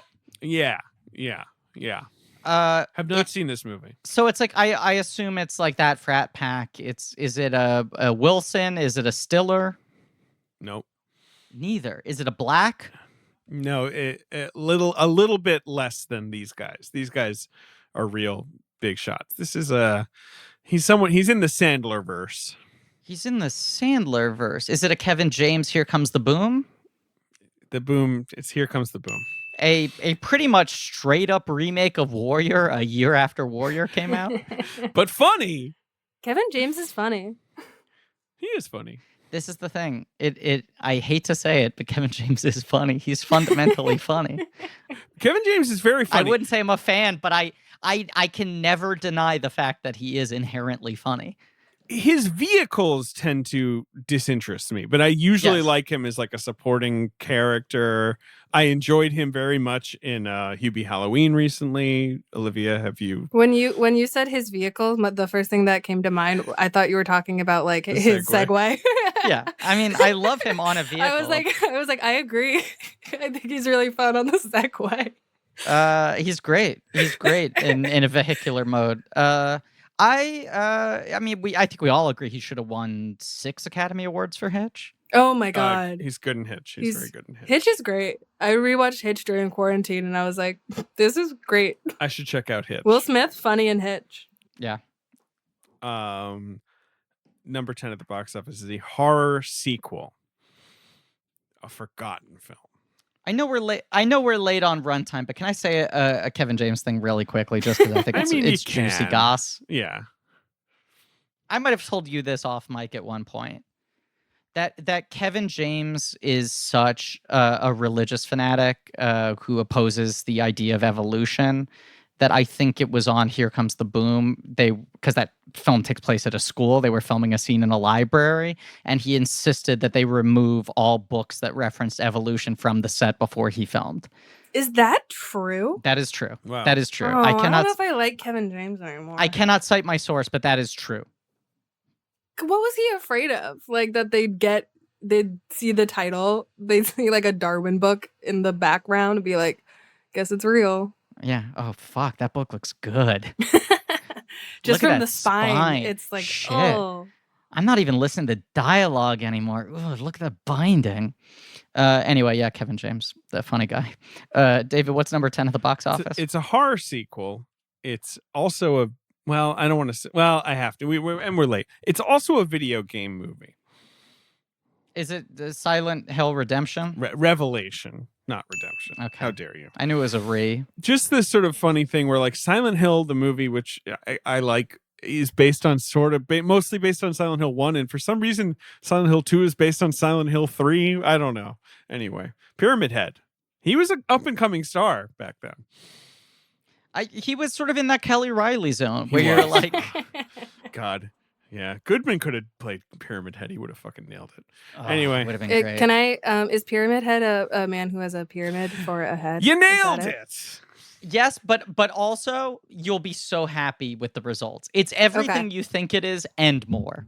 Okay, I'm looking it up. Pyramid Head, genuinely scary, I will say, in the game. But yeah, it's a guy with a big fucking pyramid on his head and a knife the size of a house that he drags around. Oh, this is scarier than I thought it was going to Right? be. Silent Hill is scary. I was imagining, like just a triangle that went to the shoulders, but it really goes. It's a pointy pyramid. Yeah. Yeah. Okay. And he's got the apron and the big cleaver. The knife is huge. I would love a knife this big. Yeah, it's good. It's a good knife. Olivia Craighead, thank you for being on the show. Is there anything you'd like to plug aside from Pyramid Head? Me and David's movie is coming out in 2021 called Lockdown. Thank you for reminding me. Would you like to plug the fact that we saw The Way Back in theaters together a week before fucking COVID hit? Yeah, David was literally one of the last people I hung out with were like David, and then me and my mom saw Jagged Little Pill on Broadway, and then it was Lockdown. What was the thing? There was some plan we had that we had to work around you hanging out with Olivia first. Oh, that was you were doing a power. You were doing hour. the power hour. That's right, with Gabrus. Right. Yeah, Olivia, you should have come to that. That was wild. I know. That's when I was like really boy crazy about the person I'm currently dating, and I was like, I have to. You were in a see him. state that I was just absolutely very charming to behold. And even though you were clearly anxious, but it was great. I just like no, sorry, what were you gonna say, Olivia? Oh no, I was gonna talk about The Way Back, which is a movie that got swallowed by quarantine, but was pretty good. Good movie. Good movie. Affleck could sneak an Oscar nom. You never know. I was gonna say, like, on the record right now, this episode coming out a couple weeks after we're recording, and then nominations coming out many months after. I think there's a chance Affleck sneaks in this weird fucking year. There's a and chance. He seems to be campaigning pretty hard now. He is, and he's never been nominated as an actor, and he's quite good in that movie. Who knows? You never know. He's also like one of the only celebrities who's kind of like kept his name on people's lips during quarantine because he's always getting coffee with Ana de Armas. Wait, have there been footage of him? Wait, has he been wearing his mask funny or getting Dunkin' or anything like that? He has been the single best content creator during quarantine, right? No one has been producing better content than Affleck living his life. He like loves to walk his dog and get Dunkies and smoke cigarettes and hang out with Ana de Armas. It's like, that gives me something to look forward to every week. Absolutely. So watch The Way Back, look up Ben Affleck paparazzi photos, and listen to Iconography if you haven't already. Yes, it's one of if the you best haven't podcasts. listened, it's fun. David and Griffin both have episodes that are great. Thank you. And I had a great time. Thanks for having me on, guys. Oh, please. Always a pleasure. We'll have you back on I'm again blocking it in for Unstoppable right now. Yeah. You guys Cool. got to do Tony Scott. Yes, let me look at the spreadsheet. Tony Scott is happening 2027. So are you free? It would be like the second week of April, I think, is when we're aiming to record that one, potentially. I might have something, but Okay. I can move it around. If folks haven't listened to Iconography, just as further incentive, David and I each did an episode picking our favorite movie star. One of us picked Colin Farrell and one of us picked Vin Diesel. I won't say who picked whom. You have to listen to find out. Of course. Thank you all for listening. Please remember to rate, review, subscribe. Thanks to Joe Bowen and Pat Reynolds for our artwork, Lee Montgomery for our theme song. Go to blankies.reddit.com for some real nerdy shit. And go to our Shopify page where Talkin' the Walk 2020 t-shirts will be on sale, representing a bit that you have not heard yet. It's an experiment. It's a sociological experiment. Do people want the shirt before they've heard the bit, or are they going to wait? Who knows? Who knows? Will they have the art by the time this drops? Yes, they'll be able to Okay. see what the shirt is, and they won't understand how it comes into play in the episode. Having seen the art, I feel like you could sort of put it together. The art gives away like at least the voice you guys are doing.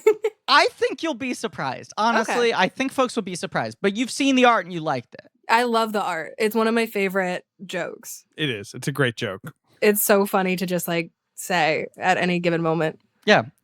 So Gossip Man, our Gossip Man shirt is now on sale. Tune in next week for The Walk, Talking the Walk with JD Amato. We're doing it, 2020.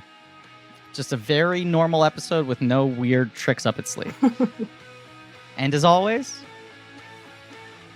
we're gonna roll it.